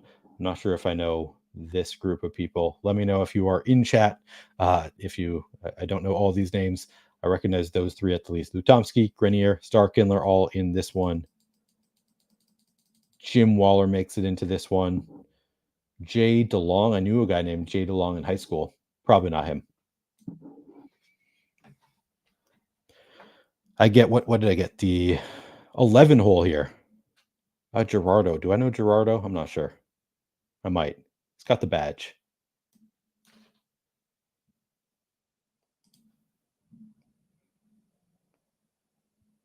Best ball moderate in here. What, you're right behind me? Oh, you're Gerardo DFS, Best Ball Moderate? Sure, I knew that at some point. All right, sounds good, Jason. Too much pressure drafting with us, right? Saquon definitely getting pushed to the end of the third with this crew. Is this a full-on zero RB crew? You know I am. I like this. This is a good rule. First one to draft an RB loses, 100%. I won't be that guy. Just try me. Don't draft Bijan or Brees. See if I take him at 11. I'm not losing this bet. Actually, it was already lost by FF Juggernaut. Took a running back. That was quick.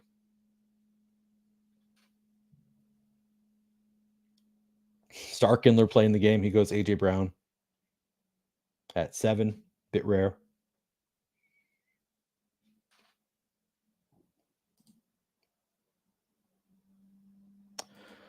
Fair. Me too. That's funny, Jason. Bijan and Brees both go. Spoiler alert, if they came to me, I was going to take one of them. Worth a try, though. 5-yo, that actually looks a little bit familiar. All right, I will go. According to the ranking and according to ADP, it is Garrett Wilson. I am going to do it. This is how you stay within 8 standard deviation of ADP. You just take them. You just take the obvious guy. But, and I don't know if I can go back and check it out. I don't think I have a ton of Garrett Wilson. I don't know if there's a way to look at that now that I've already made the pick. I do only have 3% Saquon, 4% John. You can see how much of a zero RB bro I am just by the numbers here. How much I have of everybody.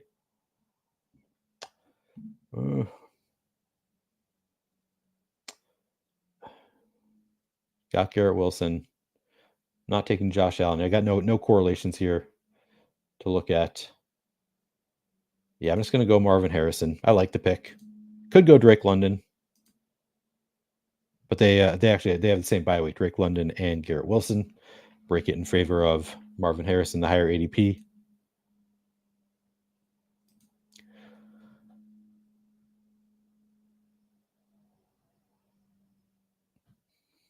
Oh, that's funny. Jason, I did not realize that you were in Twitter chat. I didn't know that Twitter chat showed up so I'm learning that shows up in StreamYard. I did not know that. And yeah, I guess now that I'm looking at it, I can see that your X icon shows up in your previous chat. Now you show up in YouTube. Somehow I never put that together that Twitter conversations show up in StreamYard. Yeah, I agree, Thaddeus. I love running backs in like the 16th round. Yeah, not creating more work for me because it's all showing up in one spot in StreamYard. I'm only streaming to YouTube and Twitter. I've thought about like trying to stream to Facebook, just get like people who actually know me into the streams, or I don't know. I've never done like Twitch. I know Brian, who was just on here, has a very, very popular Twitch. I have not set up a Twitch. I don't even know if I have a Twitch. I probably have an account. I don't know for sure though.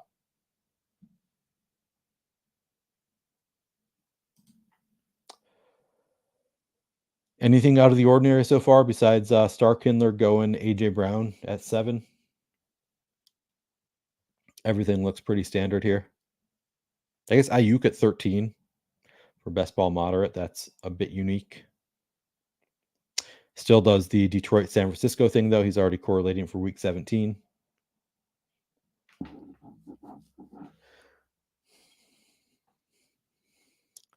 Lucky Giussiano goes Tyreek Hill, Jalen Waddle, setting up that stack early.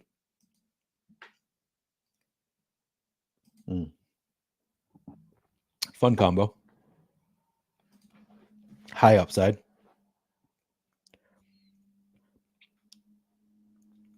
Appreciate that, James. Yeah, somebody did ask me early on if I was going to put my streams on a podcast. Are you saying that you would listen to, like, just if I put this stream out on a podcast platform, you listen to that, or do you mean like change it up, do some kind of a different format? Because you could do like after you do a draft, just go over your thinking for that draft, really concise, do it in 10 minutes. That's something I've thought about. I could do something like that, just a really concise, like here is my thinking for this pick, here is my thinking for this pick, just like do the recap only in podcast format. Could make sense. Do the sort of the anti-Gretch in a way, where he's making every pick for a slow draft, and spending hours at a time doing it, which is a great listen if you have not listened to Gretch's channel, by the way.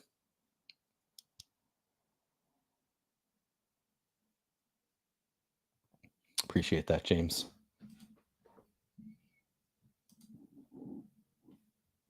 Yeah, maybe I'll do it at some point. I set it up podcast stream for the podcast that I do for Playing for Keeps. So it wouldn't be that difficult to do, a little bit, in that I have StreamYard set up to save my videos, but for a while I didn't. So you have to like download and convert from and download from YouTube, convert from MP4 to MP3, but it's really not that big of a pain in the ass to do. I've always wondered if there's like a point where if you do it enough times, they make you pay for it, or like what the angle is there. I do it for free. There are sites that'll just like you can convert from MP4 to MP3 for free, from video to audio format. My assumption is you only get so many that are free, and at some point you have to pay. But I don't know if that's the case. Jay starts with Breece Hall and Jonathan Taylor, two running backs to start.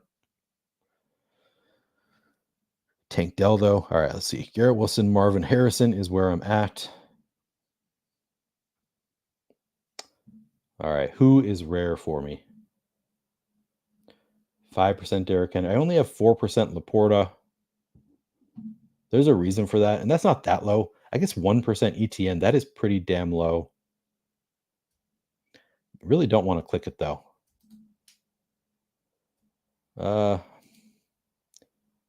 Feel better about Laporta than...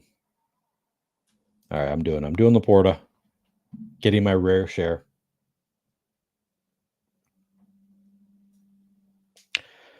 I don't feel great about it.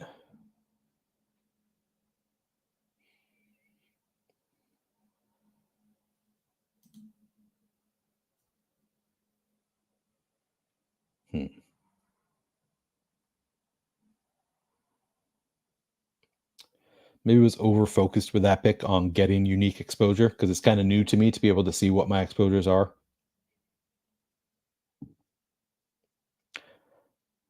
I was going to go Josh Allen there, I think, because I have Garrett Wilson setting up that Week 17 stack. But I'm okay with that. Let's see. Could still up my George Pickens exposure a little bit. I really don't want to. I feel like this isn't the right pick to take ETN. I'm just going back to Higgins. No, it's I switched it up last second, I think successfully. Yes, I did, because of the Week 12. I didn't want to have 2 Week 12 bye weeks out of my first 3. Might have been okay, but since I'm already trying to get up my exposure a little bit to George Pickens, I think that was a better pick for this team. I'm only at 8% Amari Cooper. I think I'd like to be... I mean, that's pretty much at the field, but I think I'd like to be at or above the field on Cooper. Since I have it up here, I'm just going to scroll through and look at where I don't have much exposure before my next pick. So sorry for not showing the board if that's your preference, but I'm just curious who I don't have. So 1.2% ETN. I did not realize I was that far below the field on ETN. 3% Hollywood Brown. That's not that big of a surprise to me. 6% Mahomes, a little bit under the field. 2.5% Josh Jacobs. That's a little bit of a surprise to me, but for a while he was going at like end of the 3rd round, which I was just never going to click that. More palatable ADP now. So I guess I'm glad that I'm under the field, because now I think a better time to draft him. 4% Keenan Allen for me. I'm not opposed to Keenan Allen. I'm usually clicking one of the elite tight ends around that pick. I think that there are just other picks that I like better. But I think we we've moved in a direction where, Keenan Allen used to go in the same range as Christian Kirk, for example, or I think there were a couple others um, around him that I just like. Amari Cooper, I think, has moved up a little bit. So I just preferred those guys. So I was always clicking them. Now we're getting to the point where Keenan Allen is, those guys aren't available. So maybe now I'm okay again being a little bit underweight to the field now, because now he's in being drafted around players that I don't hate taking him over. 0.6% Calvin Ridley. Jason, I know, is listening, had brought up that the ballers were saying that Calvin Ridley is going far too late. I'm not sure if I agree with them on that take, that Calvin Ridley is going far too late. I think I'm okay with 0.6% now. Oh, I don't want to end up sub 1% Calvin Ridley, but maybe my target is to end up with 2% Calvin Ridley unless he drops. If he drops into the same range as DeAndre Hopkins, then sure, I'll start clicking Ridley some. But I'm kind of okay with the fade there on Calvin Ridley. I have 23% Kyle Pitts. I did not realize I was that big of a Kyle Pitts bull. Like, I don't think that I actively target him that much unless I have one of Bijan or Drake London already, if I'm trying to set up the stack. So that's kind of interesting. Didn't think I was that big of a bull. 10% Xavier Worthy. So that's interesting. I have very little Hollywood Brown, 10% Xavier Worthy. So I've said that I'd never know how to pick between them. Apparently, I just picked the guy who goes later by ADP. And I guess I knew that that's kind of how I break that tie. I did not realize I broke the tie that much. It's a pretty big distinction there. 7% Stroud, 3% Rashad White. Only 5% Kenneth Walker sort of surprises me, because I kind of like Kenneth Walker this year. 7% Rashee Rice feels like it might be a mistake. Like, I should be a little bit more bullish where he's going now. I've given my reasoning before for why I'm not like super targeting him, just because I don't think he's going to have the exact same role as last year. At the same time, his efficiency numbers were so good last year. He's still playing with Mahomes. Maybe I'm overestimating the change with Hollywood and Xavier Worthy there, and the potential of missing time. But yeah, I'm just a little bit underweight to the field there. All right. I'll go back to the board so we can see what is going on. Maybe I'll do that again, after a few more rounds, take a look at who I'm under and overweight to the field on. All right. So I have 3 receivers through the first 4 rounds. Feeling good about that. Anything crazy going on here? No. Pittman at 26. That's a little early for Pittman. Not seeing any super crazy picks going on. Jim goes Zay Flowers, Lamar Jackson.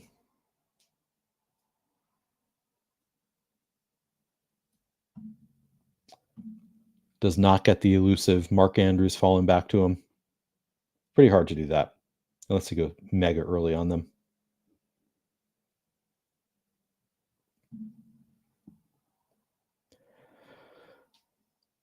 Trey McBride goes to the 1 hole. I don't think he was ever falling back to me. All right. So I have 3 receivers, 1 tight end so far. Thank you, Jim, for taking Kyle Pitts. Knowing that I'm way overexposed already. I feel like Josh Jacobs, 2.5% is a bit low. He's fallen into a palatable range. I get him now several picks past ADP.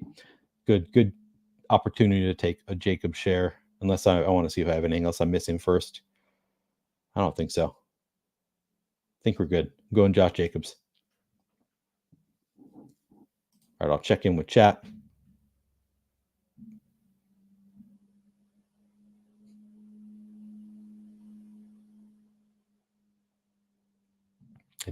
I missed some things here.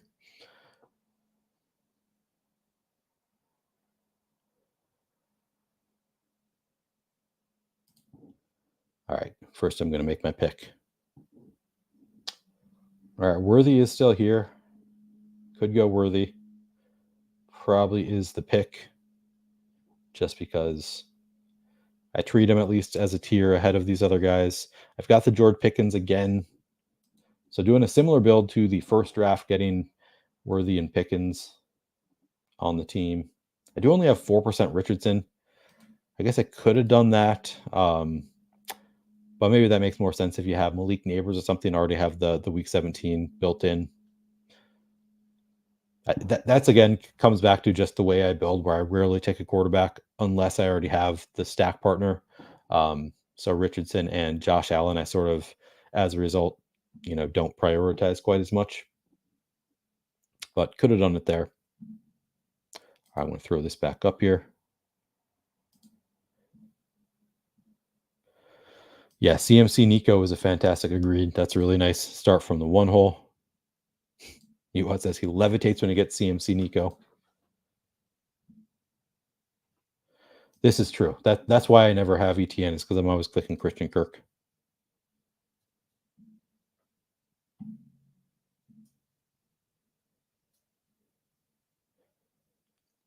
All right, so some disagreement here on Ridley. Jim says all the sharp folks seem to be very anti-Ridley, giving me a little pause being slightly over the field. James says, I love Ridley. Free wide receiver 1 in a rebuilding downfield offense. I don't hate the offense. I do agree that I think they're going to pass more. So I don't want to be completely out on Ridley.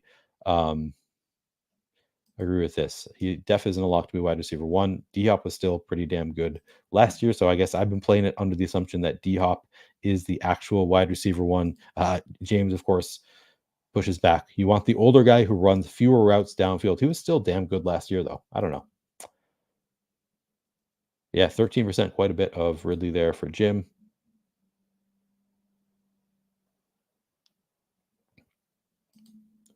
Same efficiency, text politics, the same efficiency as Ridley last year in a worse offense with a worse quarterback.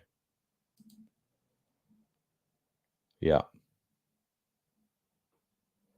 But yeah, I should be drafting a bit more Ridley than I am. Like I told my friend, I told Jason when he told me the ballers take that they think he's going too late. I was like, I often disagree with the ballers. I don't put a ton of stock into their opinions, if I'm being honest, but I don't think that's necessarily a wrong opinion. That's one that I just, it's not a click that I love to make on Ridley. To me, he's a similar bet to DeAndre Hopkins, and I get DeAndre Hopkins later, so I just take the later guy.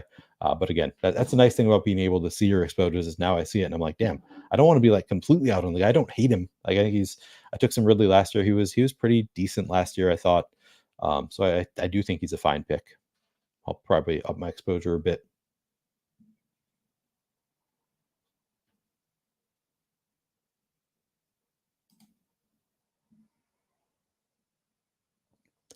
I do have 4 receivers through 6 rounds. So I've got some options coming up here.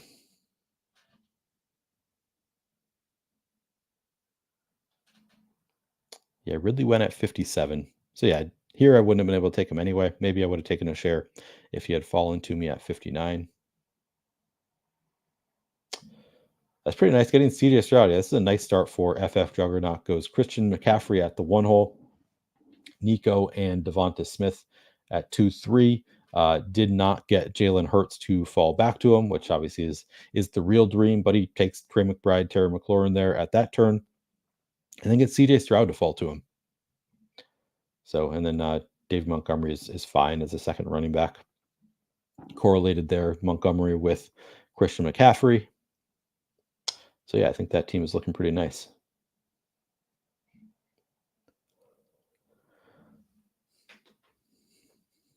Kittle falls all the way to 74. That's pretty nice.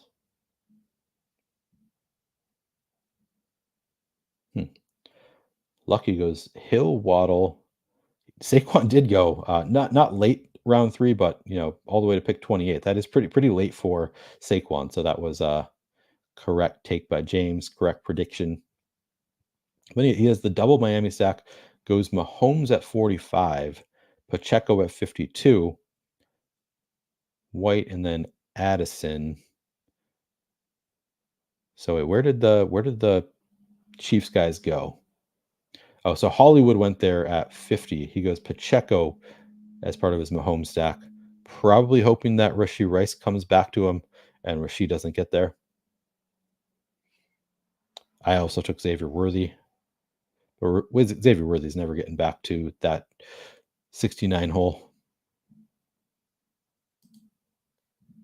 All right. I have one running back, four receivers, one tight end so far.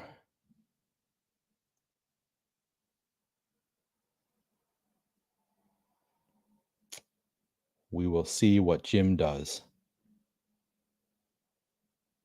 I don't think the pick that I want is a pick that would make sense for Jim, so I'm feeling good about where we're at, but you never know. Yeah. Getting Kyler here feels good. I have Marvin Harrison. Throw him on there. As you can see, I have 13% Kyler Murray. I am pretty high on Kyler, so happy to be above average there.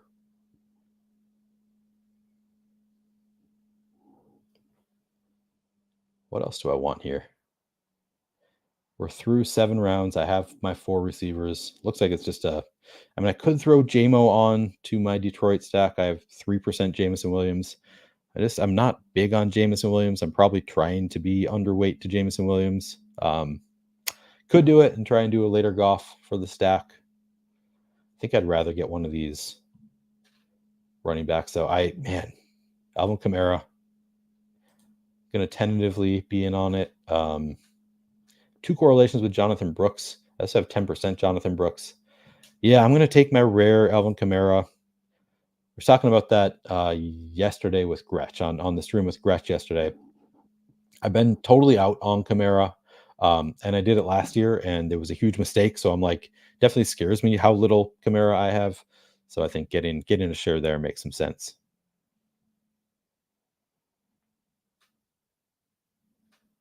All right, people still arguing about Hopkins versus Ridley in chat.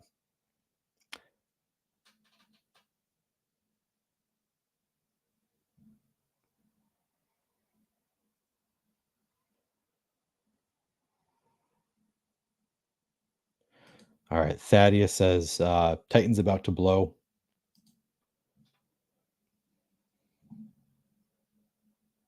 Yeah, no, I like the Titans. I think Will Levis is a totally fine pick. He might suck, but he's probably going to be throwing a lot regardless. I think it makes sense to draft some Titans. I don't think that Ridley is being drafted too late, but he's probably a fine pick at ADP. I wouldn't say that he says for it to be so close to you to flat out ignore one guy as the greatest. I don't know if that's aimed at me or somebody else. I'm not trying to totally ignore Ridley. He's not a priority for me. But again, it's getting to the point. I'm okay being underweight on him because the players I was taking there instead were guys like Christian Kirk, who have moved up. Christian Kirk, Amari Cooper used to be in kind of the same range as Calvin Ridley.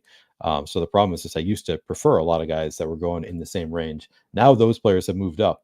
So I'm okay being underweight now. And now maybe I'll get my Ridley exposure up a little bit. I'll start prioritizing a little bit more because again, I'm okay being underweight to the field on Ridley, but I want to have at least like 4% probably.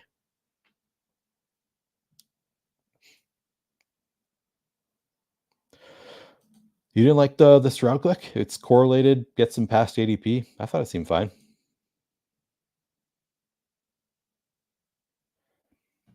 My counterpoint to this would be you can get he says correlation, I guess we can get pretty much the same weekly ceiling from a QB 5 rounds later. But even if you don't like Stroud where he's going, like if you're doing a lot of drafts, I feel like that's the right time to get exposure to him is just, take him in that spot where I'm going to refresh so we can see how many drafts people do.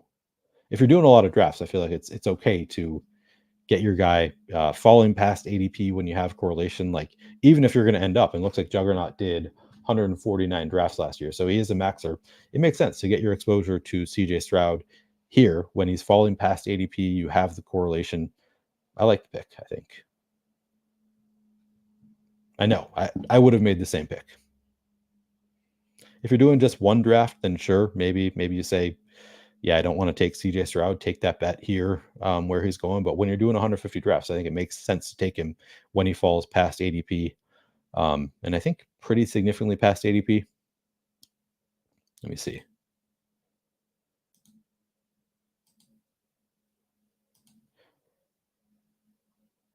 Yeah, it falls 9 picks past ADP.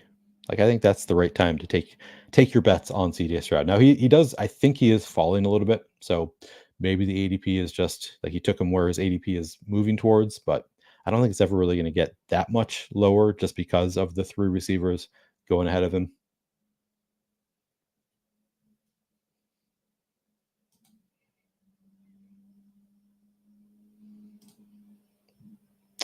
I would have made the same pick.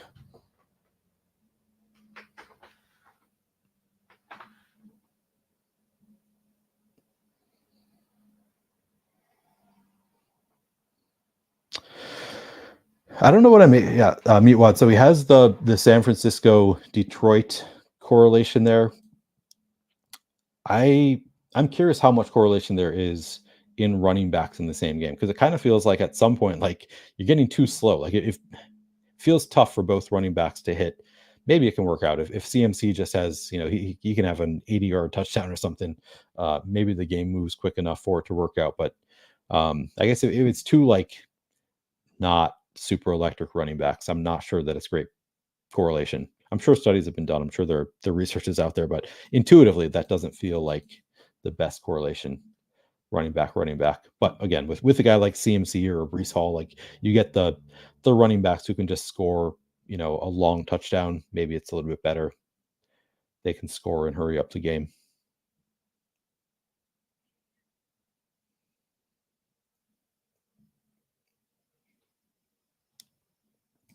All right, so I'm at 1-2-4-1. Feeling good about this team. I got Kyler at quarterback, Josh Jacobs, Alvin Kamara at running back, at wide receiver, Garrett Wilson, Marvin Harrison, George Pickens, Xavier Worthy, tight end, Sam Laporta.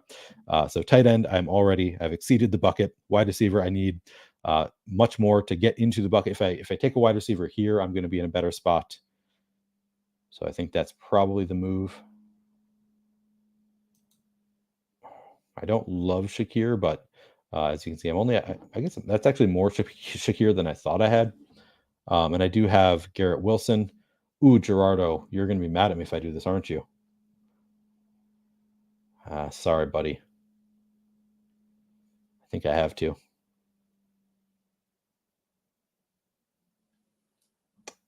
Did I hurt you? Let's see. Gerardo has Josh Allen. Yeah, that's painful. I do apologize. I did not do it for the purpose of hurting you there. Just in terms of ADP, he was the next guy up, and I'm pretty out on Mike Williams. I guess I could have done it with Garrett Wilson. I just don't love it. All right, I am into. Oh, got into bucket 1 there. That was all I needed. Okay. I feel like I should go running back here. I do have Kyler. I think Trey Benson probably makes sense with Kyler. A little added correlation there. Yeah, I don't think I want any quarterbacks in this range. I could go Dallas Goedert, but I already paid a lot for Sam Laporta. I think Trey Benson's the pick.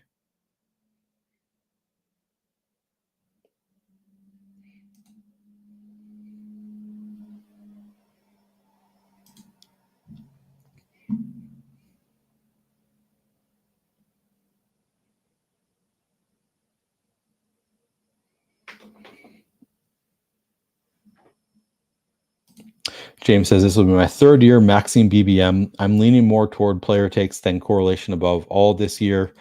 I don't want to look at my exposures here and see 18% Sky Moore because of some week 17 matchup. That will never happen because I'm clicking bums. Yeah, I mean, if you have very strong player takes, I think getting your guys is probably the right move. I don't think I think that I said it yesterday on the Gret stream that I think of myself as being a moderate ball knower. Like I watch a lot of football. I have a generally good understanding of like who are the best players, player archetypes, but I don't think that I'm like the best ball knower in the world. So I like to just build structurally within ADP. Yes, I do have some player takes, but I end up and part of the reason that I don't have, you can see that this 8 standard deviation last year. Part of that is just because I am I don't try to think that I know better than the field in general about player take, or I don't assume that I'm like way better at player takes than the field. So I end up usually staying within a standard deviation as far as ADP early, and then later on, sometimes I do scroll the F down quite a bit. Um, like I do sometimes take Khalil Herbert 20 picks at ADP, maybe even 30, depending on how the room is going. So I do take stands here and there on certain players, but I don't know that I'm the best at being able to gauge who is going to be a bum. Last year, took a ton of DJ Chark. I thought he made sense. Um, he, I guess, did. If you made it to week 16 with DJ Chark, it could have made sense. Unfortunately, all my teams were dead there. Um, yeah, like last year I took a lot of Rico Dowdle, who ended up being sort of a bum for fantasy. I still think it was a pretty good late round pick. Wish I had taken more Kyron Williams. Maybe correlations would have led me to more Kyron Williams over Rico Dowdle. I prefer I prefer Josh Kelly, which feels pretty dumb now. I think the Rico Dowdle pick feels better for me now. Like I don't feel that bad about taking Rico Dowdle instead of Kyron last year. I think that it was a smart enough bet that just didn't work out because Tony Pollard stayed healthy all year, whereas Josh Kelly has opportunities and sucked. So that feels like that was a maybe if I knew Ball just a little bit better. But he had like a 50-some yard touchdown in the preseason. He had a couple good games. I don't know. Feels bad now. Feels bad in retrospect. But there are people who like ball knowers who were all about Kyron Williams last year, and I wish that I had known that bit of ball. I did. I listened to Debro. I consider to be a very strong elite ball knower. I listened to him on Puka. I wish I listened a little bit more.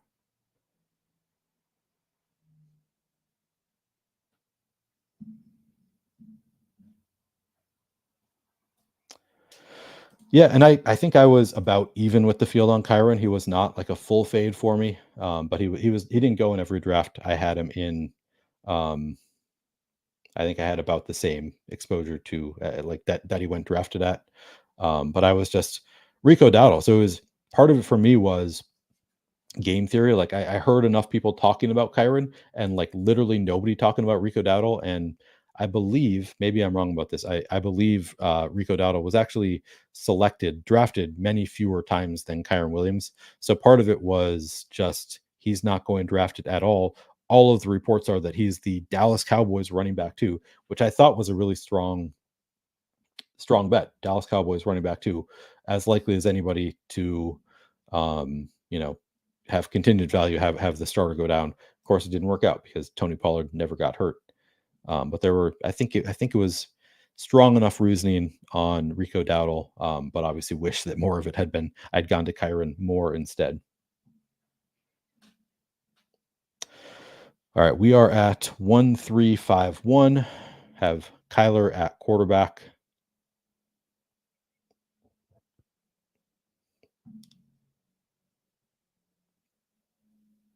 Probably wait a little bit more at quarterback. Maybe I go running back here. Could go Ford. I like Sharbs. Could go Dowdle. I guess Dowdle has the different bye week. All these other guys have yeah. I'll take the bye week differentiator with Dowdle.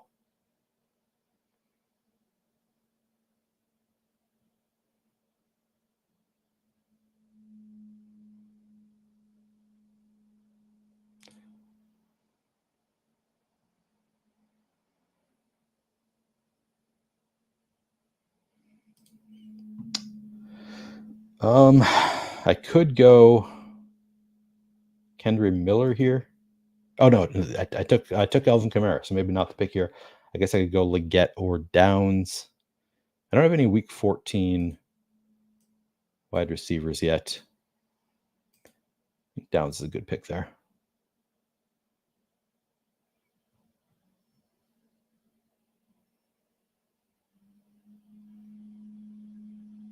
Oh, Burton's there, man. I have sort of been forgetting about Burton. I do like Burton. Oh, I guess this is only pick 134, so this would have been well ahead of ADP. But he's been falling. Like I thought Burton for sure was going to be a riser in drafts, and he's fallen actually to pick to ADP 150 something. He used to be 140 something. That's interesting to me. I like Burton. I think I need to maybe rearrange my rankings a little bit so I always have the reminder that he's somebody I can consider.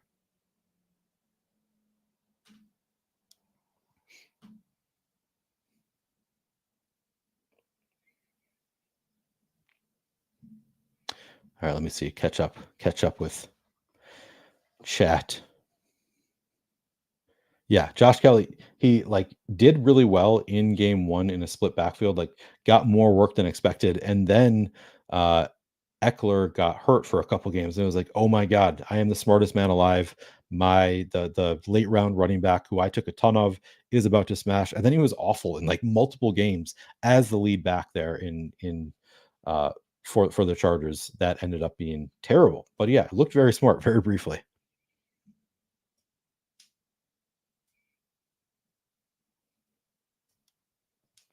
Rashad Penny was rough last year. That was a rough one.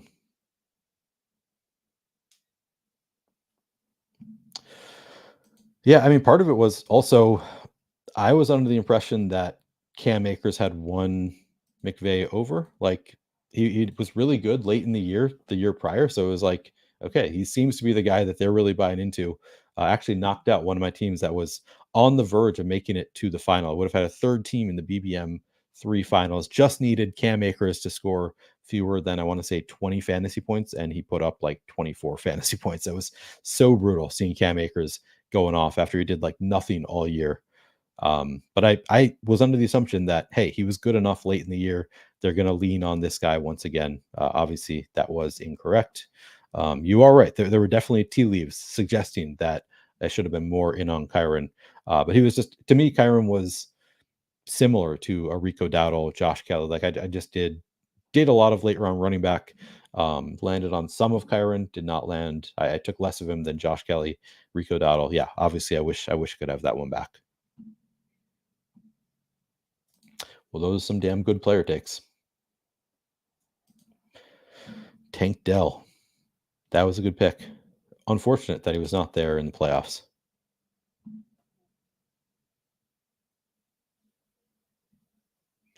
Yeah, I mean, if you had Kyron, he was a cheat code last year. Like Kyron or Puka, absolute cheat codes. Also, congrats on having two BBM finals teams last year. Wonder how many there were that had multiple.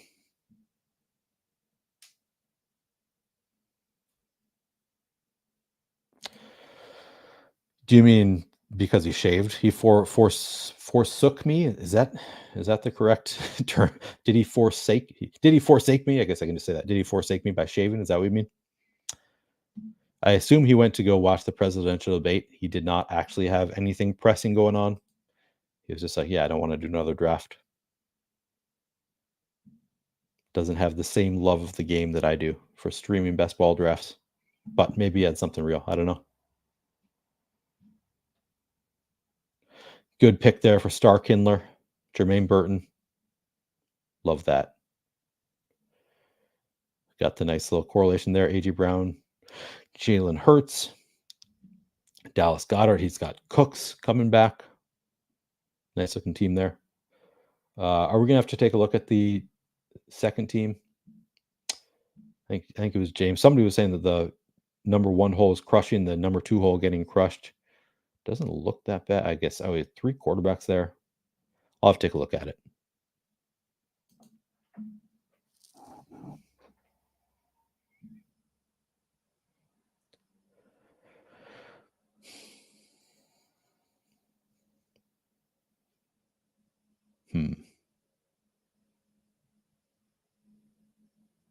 All right, Jim goes Kirk Cousins. I think I just get my guy Rodgers here. Got Rodgers with Garrett Wilson there. Got the Khalil Shakir bring back. Again, apologies to Best Ball Moderate, who now has to take some late Buffalo. You can throw on a Chase Claypool, Dawson Knox, plenty of options. Ray Davis, that's good correlation with your quarterback.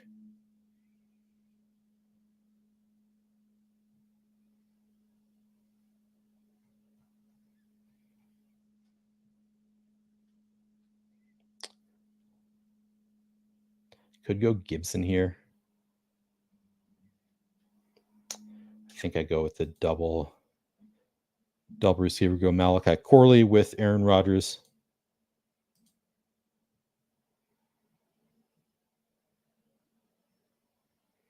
Because Shakir is, my wide receiver 5, so I probably need a little bit more at wide receiver here. Need one more tight end at some point. Maybe Conklin probably would have been the better pick there with my Rodgers, because I needed a tight end. And I like some of the other receiving options with my quarterbacks. So, yeah. Would have been a little ahead of ADP to take Conklin there, I think. Yeah, pretty far. Like, he could make it back to me.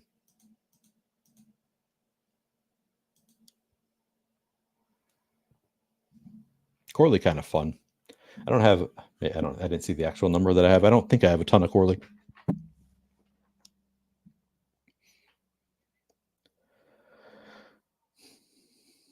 Jim says he had the most Kyron teams in the BBM playoffs in the field, but ran poorly. But you won a different contest last year, right, Jim? So, yeah, ran poorly in BBM still.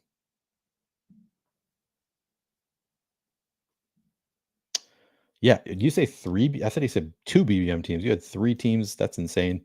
A lot of them are Cooper. That'll do it. That's pretty nice.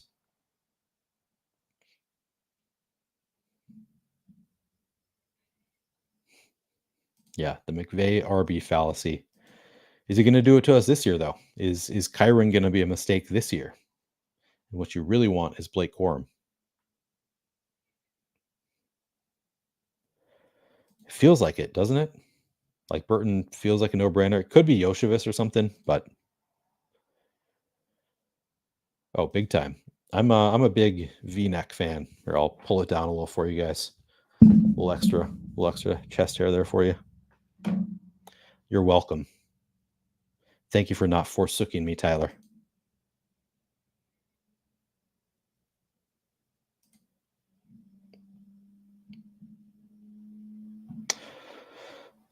All right, Hoff show. I feel like anticipated that we're going to take a look at a team. Goes the 2 players that I very much wanted to come back to me, takes them both. Probably not because of me, but let's take a look at the team.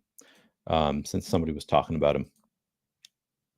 Hoff show goes CeeDee Lamb at 1, Devin Achane at 2, Michael Pittman at 3. Seems fine. ETN at 4, Hollywood Brown 5, Christian Watson 6, George Kittle 7. Then goes 3 consecutive quarterbacks, Dak, Love, and Purdy.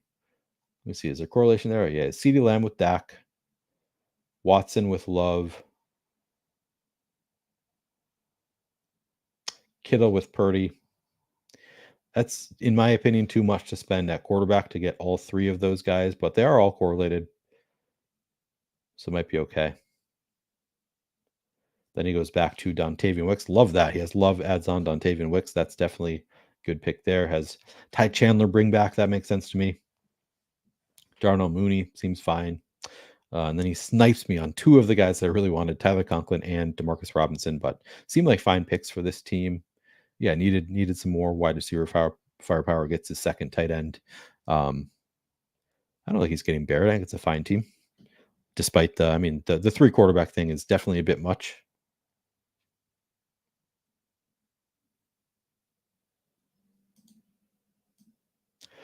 But I've seen worse.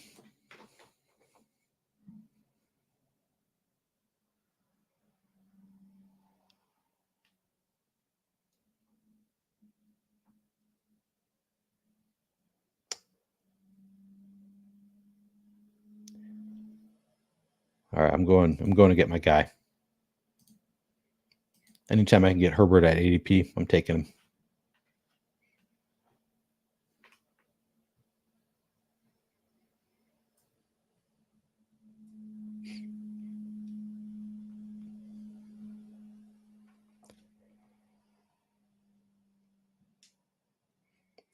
I'm at 2571.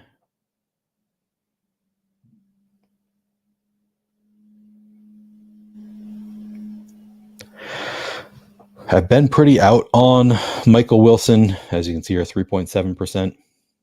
Now I got to worry about you guys seeing when I say that I've been pretty out on somebody and I don't actually know the number off the top of my head. I could just be wrong. Like I'm misremembering how much I've drafted a player, but no, in this case, I'm right. I've been pretty out on Michael Wilson. I think he's a pretty solid pick though for this team where I have Kyler.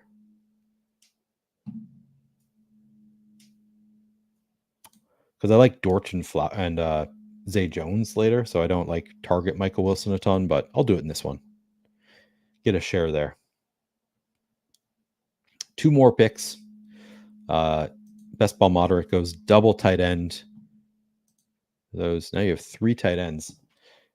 Makes it less. I feel like makes the Dawson Knox option a little bit worse. Oh yes, Ferguson too. But still, couple late Bills options you could throw on there.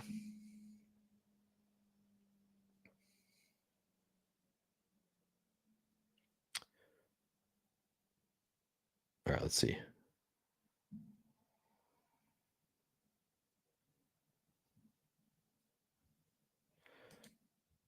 Yeah, you guys aren't ready for the hot tub stream. I'm gonna get in my hot tub. Fantasy Guru Drew gonna join the stream from his hot tub in California. It's gonna be a grand old time. I feel like I think I wear the deep V-necks pretty frequently. This is the same. It's actually a new deep V-neck that I got from Target. It's the exact same as all of my other V-necks, just in a different color. I wear a lot of V-necks in the summer.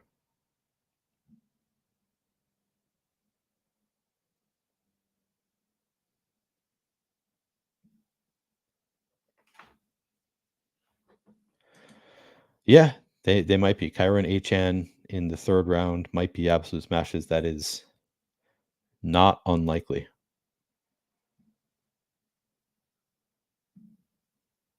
Yeah, just take one more share of Jalen Waddle.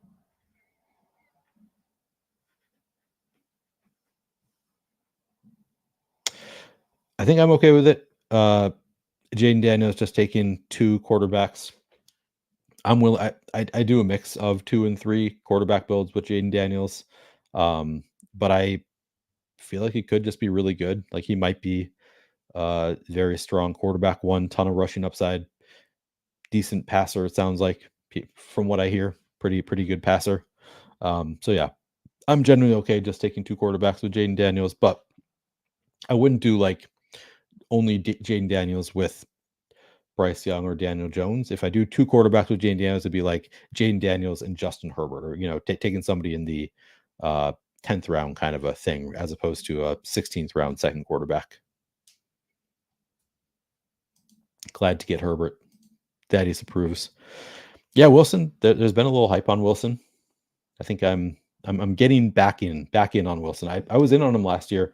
He wasn't that great as a rookie, but he is, again, like their only big receiver. Could work out.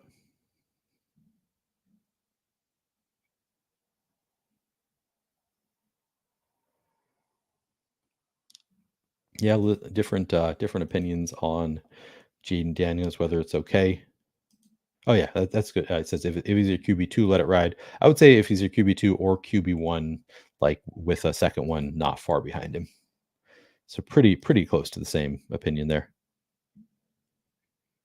Hell yeah, Bindles. We're gonna do a stream on your channel where you do the drafting. Are we gonna do that on Monday? I don't know. Let me know. Let me know what we're doing.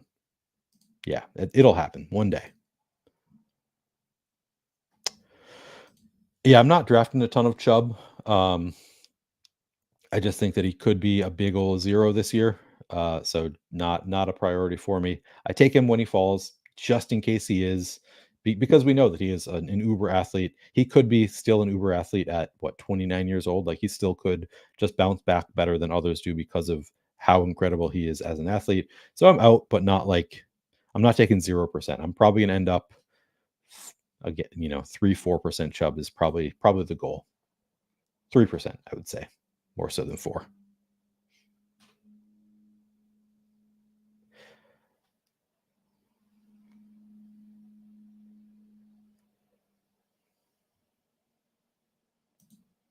Jim, you son of a bitch. No, I think I got to go 2 tight ends anyway here. I guess I could go Dawson Knox. Ton of correlation there for me. Man, I don't know. I do. I have 1.2. I guess I keep on saying I don't know how much I have if I have a single share. I have 1.2% Colby Parkinson. Makes sense as my Kyler bringback on this one. Tons of correlation there. So I guess the right spot to get a share of Colby Parkinson. Probably a 3 tight end build for me here. Although I have Sam Laporta. Like I don't have to worry about it that much. I could go Dawson Knox. Only 1 point. I'm surprised I only have 1.2% Dawson Knox. I thought I had a lot more than 4% Jatavian Sanders. Could take, I mean, Jawan Johnson in the 18th round does feel pretty good. I think I'll go Knox for the correlation. I might be fine with Laporta and Parkinson. I did spend quite a bit. I could take Dawson Knox. I think I'm good at wide receiver. Yeah, 2.583. I think that's good. Zay could have made sense, but I've already got the double stack. Already making the bet on Michael Wilson. I don't know. What do you think? Should I have gone Zay instead of Dawson Knox there? Like normally when you have Sam Laporta, I'm not trying to do 3 tight ends in the build. I got to bucket 2 at tight end. Got my bucket 1 at wide receiver, bucket 5 at running back, and I was well within bucket 5, which is the target here you see. Quarterback, interesting. I only got to bucket 4 at quarterback, even with Kyler, but I'm okay. I'm okay with this quarterback room. I'll wait until. Yeah, I do apologize, Best Ball Modder. I did in fact get you. I didn't have. I thought about it, like with 10 seconds left on the pick. I did think about going back, doing something different, but just didn't like Mike Williams there. Even though I ended up with Aaron Rodgers, I could have done the double stack instead. Yeah, Brick was here earlier, Callie. He had to take off, unfortunately. So did the second one solo. Hello, fellow viewers, he says. Hello, Callie. We'll take a look. If you want me to take a look at your team, talk it over, let me know. Happy to do so.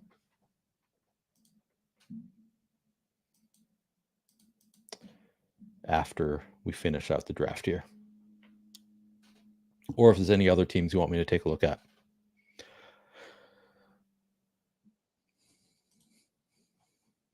Sometimes when I have guests, I don't know, like if they want to do the whole review, if they, for the time, I'm like a little bit more hesitant. But since it's just me, happy to look over any team that you guys want to look at.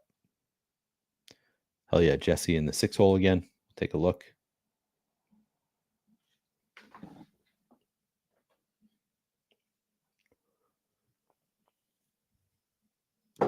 I am drinking, for anybody wondering, this is a Wild Rice Porter from Inbound Brewery in Minneapolis, near Target Field. Fun brewery, good beer. Yeah, that was a fun draft. All right, we'll take a look.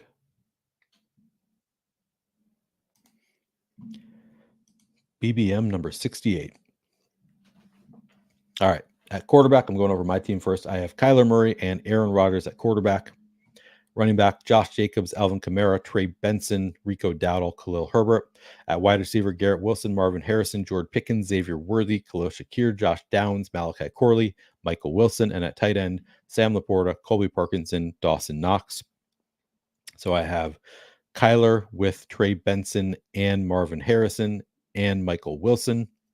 I have, and then I have the bring back there of Colby Parkinson. I think just that bring back. Yep. And then I have Aaron Rodgers with Garrett Wilson and Malachi Corley. Have the bringbacks of Dawson Knox and Khalil Shakir. So did correlate well in week 17 here. Offsetting buys at my quarterback. At running back, I have the 2 week 7 buys. Might be a little bit thin at running back here. Go Josh Jacobs as my RB1. Alvin Kamara RB2. I got Elvin Kamara. Actually, discounts on both. Jacob 7 picks past ADP, Kamara 11 picks past ADP. Trey Benson I do like as a third running back, particularly with the correlation. Reached a little bit on Dowdle. Got Khalil Herbert right at ADP. Maybe I could have gone another running back there in the last round. Might be good enough though. Wide receiver, I got quite a bit. Not, George Pickens, not my favorite receiver to target there, but trying to get some exposure there. And I got Garrett Wilson, Marvin Harrison, Xavier Worthy, pretty deep at wide receiver also. Tight end, don't know if I needed 3 when I spent 35th pick on Sam Laporta. But nice correlation there with both Parkinson and Dawson Knox, and they were my last 2 picks, so I think I'm fine with it. Decent enough team, I think. All right, I know Grenier was in here. Take a look at your team. Trevor Lawrence and Jared Goff at quarterback. At running back, Jonathan Brooks, Tony Pollard, Kendra Miller, Antonio Gibson, Elijah Mitchell, Tank Bigsby. At wide receiver, Amon-Ra St. Brown, Devontae Adams, Cooper Kupp, Christian Kirk, Deontay Johnson, JSN, Troy Franklin, Jalen McMillan.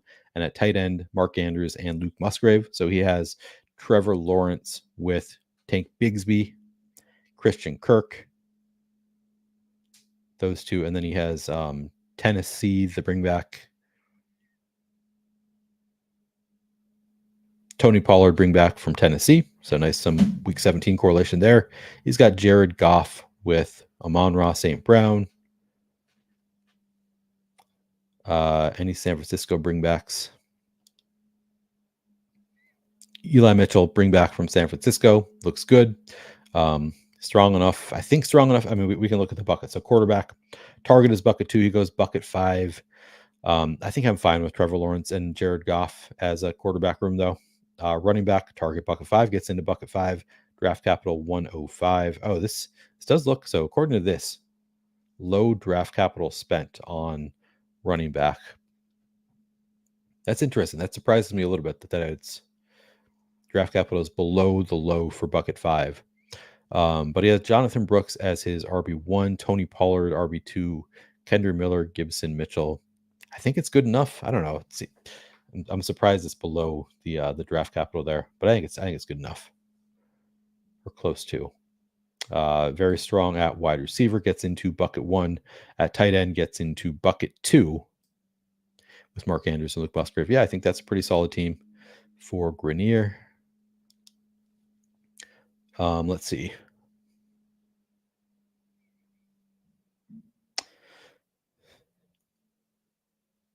Oh, by the way, Jason, I'm not going to make it to pickleball tomorrow morning. If you're still here, I'll text you. Damn, Starkindler, you're at 90 already?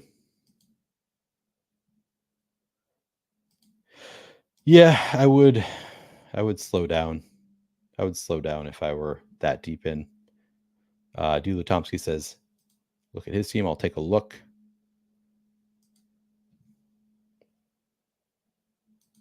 Dula Tomsky has Jaden Daniels, Matthew Stafford, J.J. McCarthy at quarterback. At running back, Joe Mixon, Aaron Jones, Devin Singletary, Austin Eckler, Jalen Wright, Braylon Allen. At wide receiver, Justin Jefferson, Deebo Samuel, DK Metcalf, Amari Cooper, Jaden Reed, Jahan Dotson, Wandale Robinson. Tight end, Brock Bowers, and Jelani Woods.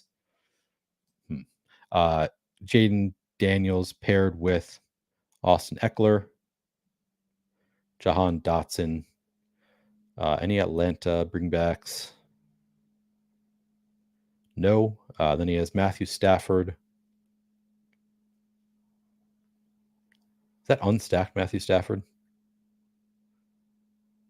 I don't love that pick because it was after Demarcus Robinson went also. So you didn't have that option. I guess maybe I took Colby Parkinson from you, or that's who I took, right?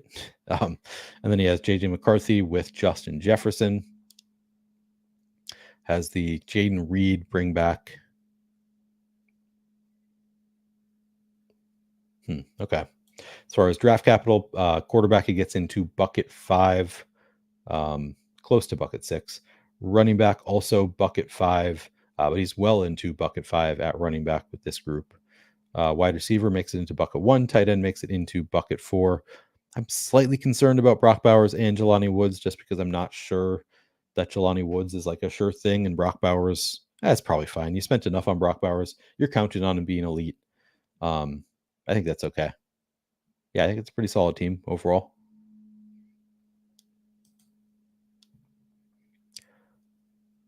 All right, let's see. Starkindler and Jesse both wanted that Stafford pick. So at least he stopped other people from getting their guy.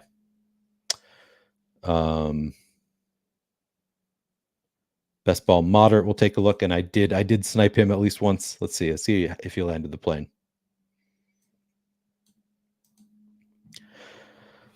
Josh Allen, Aiden O'Connell. Ooh. I mean, if you're making the bet that Aiden O'Connell is going to be the starting quarterback, at least like towards the end of the year, probably okay. You spent enough on Josh Allen. You obviously want AOC to be starting in week 12 there during Josh Allen's bye. Probably don't need him for that much else. Josh Allen, you're paying for him to be elite, so kind of counting on it. Jahmyr Gibbs, Derrick Henry, DeAndre Swift, Ray Davis, Kamani Vidal at running back. At wide receiver, Brandon Ayuk, Rome Odunze, DeAndre Hopkins, Adonai Mitchell, Jacoby Myers, Gabe Davis, Ricky Pearsall, and he goes MVS as his last round Buffalo receiver. At tight end, Jake Ferguson, Isaiah Likely, and Noah Fant. As far as correlations go, he has Josh Allen again with Ray Davis and MVS. Does he have any Jets? No Jets bringbacks. He goes AOC as his second quarterback with Jacoby Myers. And no, he does not have Brock Bowers. That was the last one. So just one. And Vegas is, I guess I can look. Vegas is playing. Why is it not showing? Show me who Vegas is playing. Okay, they're playing New Orleans. That's right. Week 17. No bringbacks there. Yeah, I don't know. I don't love that you have just AOC as your other quarterback outside of Josh Allen. It might be okay. Like you want to make the bet on AOC just like being the starting quarterback for most of the year. At least they have offsetting buys. Feels a little bit thin there at quarterback, but you make it into the bucket too. So as far as draft capital, I mean, you spent up at with Josh Allen. Maybe it's fine to have just a 2 quarterback room with AOC in that. Maybe that's the rare time you can take AOC in a 2 quarterback build is when you paid that much for Josh Allen. Running back, obviously pretty strong. Went Gibbs in round 1, Henry in round 3, Swift up there, then a couple rookie upside swings. It's interesting. I mean, you didn't take a second wide receiver until Rome Odunze. Oh yeah, you're in bucket 3 at wide receiver. So this is the rare. Everybody else has been in bucket 1 at wide receiver. So you did go off the beaten path, going not taking a second receiver until pick 60, and you reached a little bit on Ayuk, which is fine. I think he's a fine turn pick. Odunze and DeAndre Hopkins there. Then you wait until AD Mitchell. So your 4th receiver is not until pick 108. It's a different than the normal bid, though. Of course, you were obviously hoping to get one of your Buffalo receivers, either Curtis Samuel or Khalil Shakir, to come back to you at this turn. So I understand why you pushed it a little bit, because you were just hoping to correlate big time with Josh Allen. I would assume that you also got on some of the other. I mean, you didn't. You're obviously you're hoping that Dalton Kincaid makes it back to you at the turn. He goes before your pick. And then Keon Coleman also went a few picks before. And then you have Curtis Samuel and Khalil Shakir both going in the 5 picks. So you did kind of got put in a tough situation trying to get your wide receivers. I don't totally hate the idea of pushing the receivers a little bit more when you take Josh Allen, just like making the bet that, Josh Allen is going to be elite, and his receivers, even though you draft them a little bit later, he's going to make them elite. Like that offense is just going to be so good. So it could have worked out if we had not sniped you on every receiving option for Buffalo. So that would be, I think it was a fine bet to make there on the Buffalo offense with pushing the receivers. Just didn't work out exactly how you wanted to. All right. I kind of think this is the case, Jim, that it's just, it's just based on when you draft. And since everybody is drafting receivers earlier, I mean, that's what you have to do. It's basically saying we're drafting correctly by taking a bunch of receivers early. I think Like I don't even know. I don't think it cares who you take either. Like I think if you took MVS in the first round, that would still count for, whatever the number of points is assigned to that pick. I think is how it works. So yeah, I think it's just we're all drafting receivers early, so we're all getting into that top bucket. That's where the most points are in the caddy.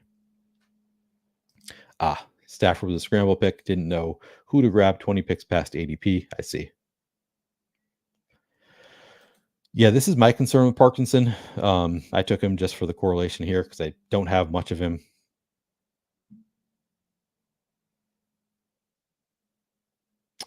Thank you, Stark Kindler. I think I've made the pivot to only doing the reviews when people ask me to now, because it just I used to do when people weren't even showing up in chat, just like if I know you, I would do your team, and I think this is the better approach. Just if you're here, you want it read, happy to do it, especially when I'm here by myself. Give me something to talk about. Oh yeah, also have Aaron Jones stacked with JJ McCarthy. That's true. Nice. Jefferson McCarthy. Yeah. You could have done Fields along with AOC or Fields instead of AOC. I think they're similar bets, to be honest. I think you could go either way there.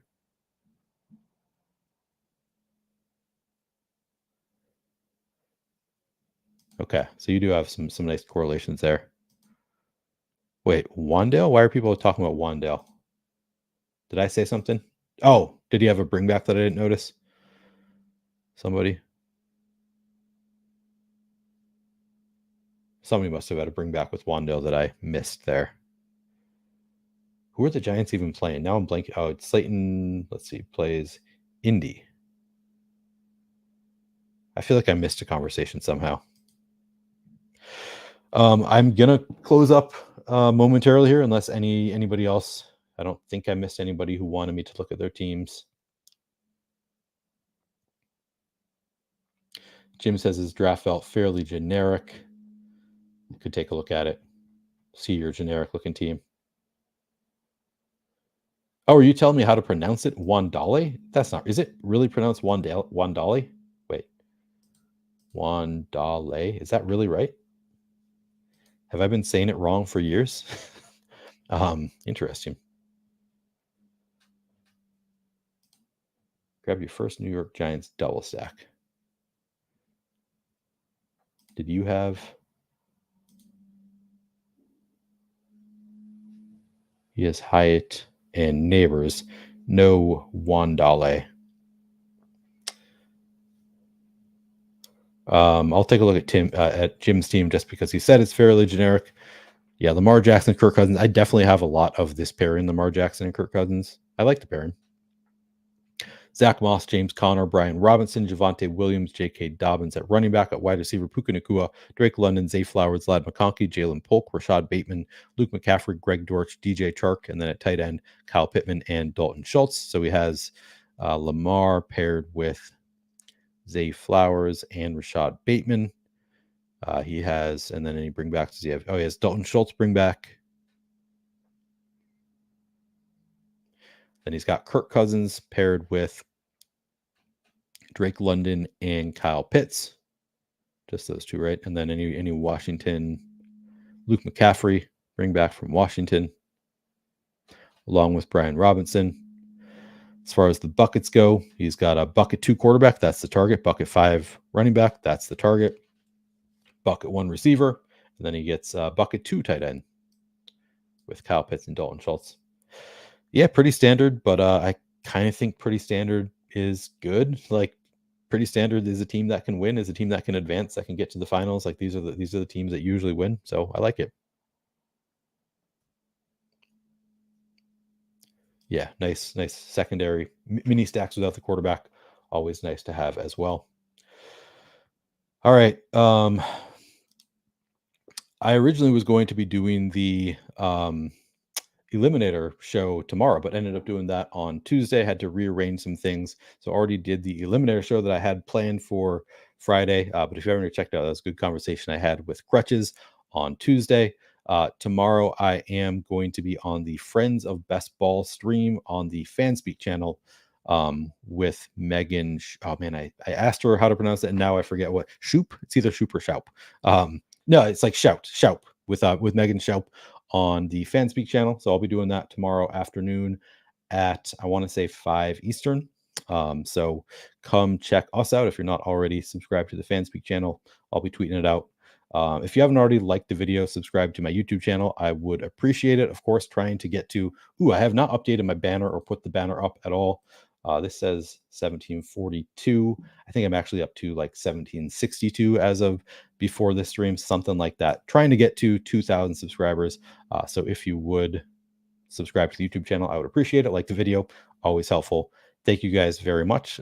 Catch me on the Fanspeak channel tomorrow. Oh, and sign up for the Discord. If you haven't signed up for the Flannelverse Discord, the link is in the description of this video. All right. Thanks, guys. Catch you tomorrow on the Fanspeak channel.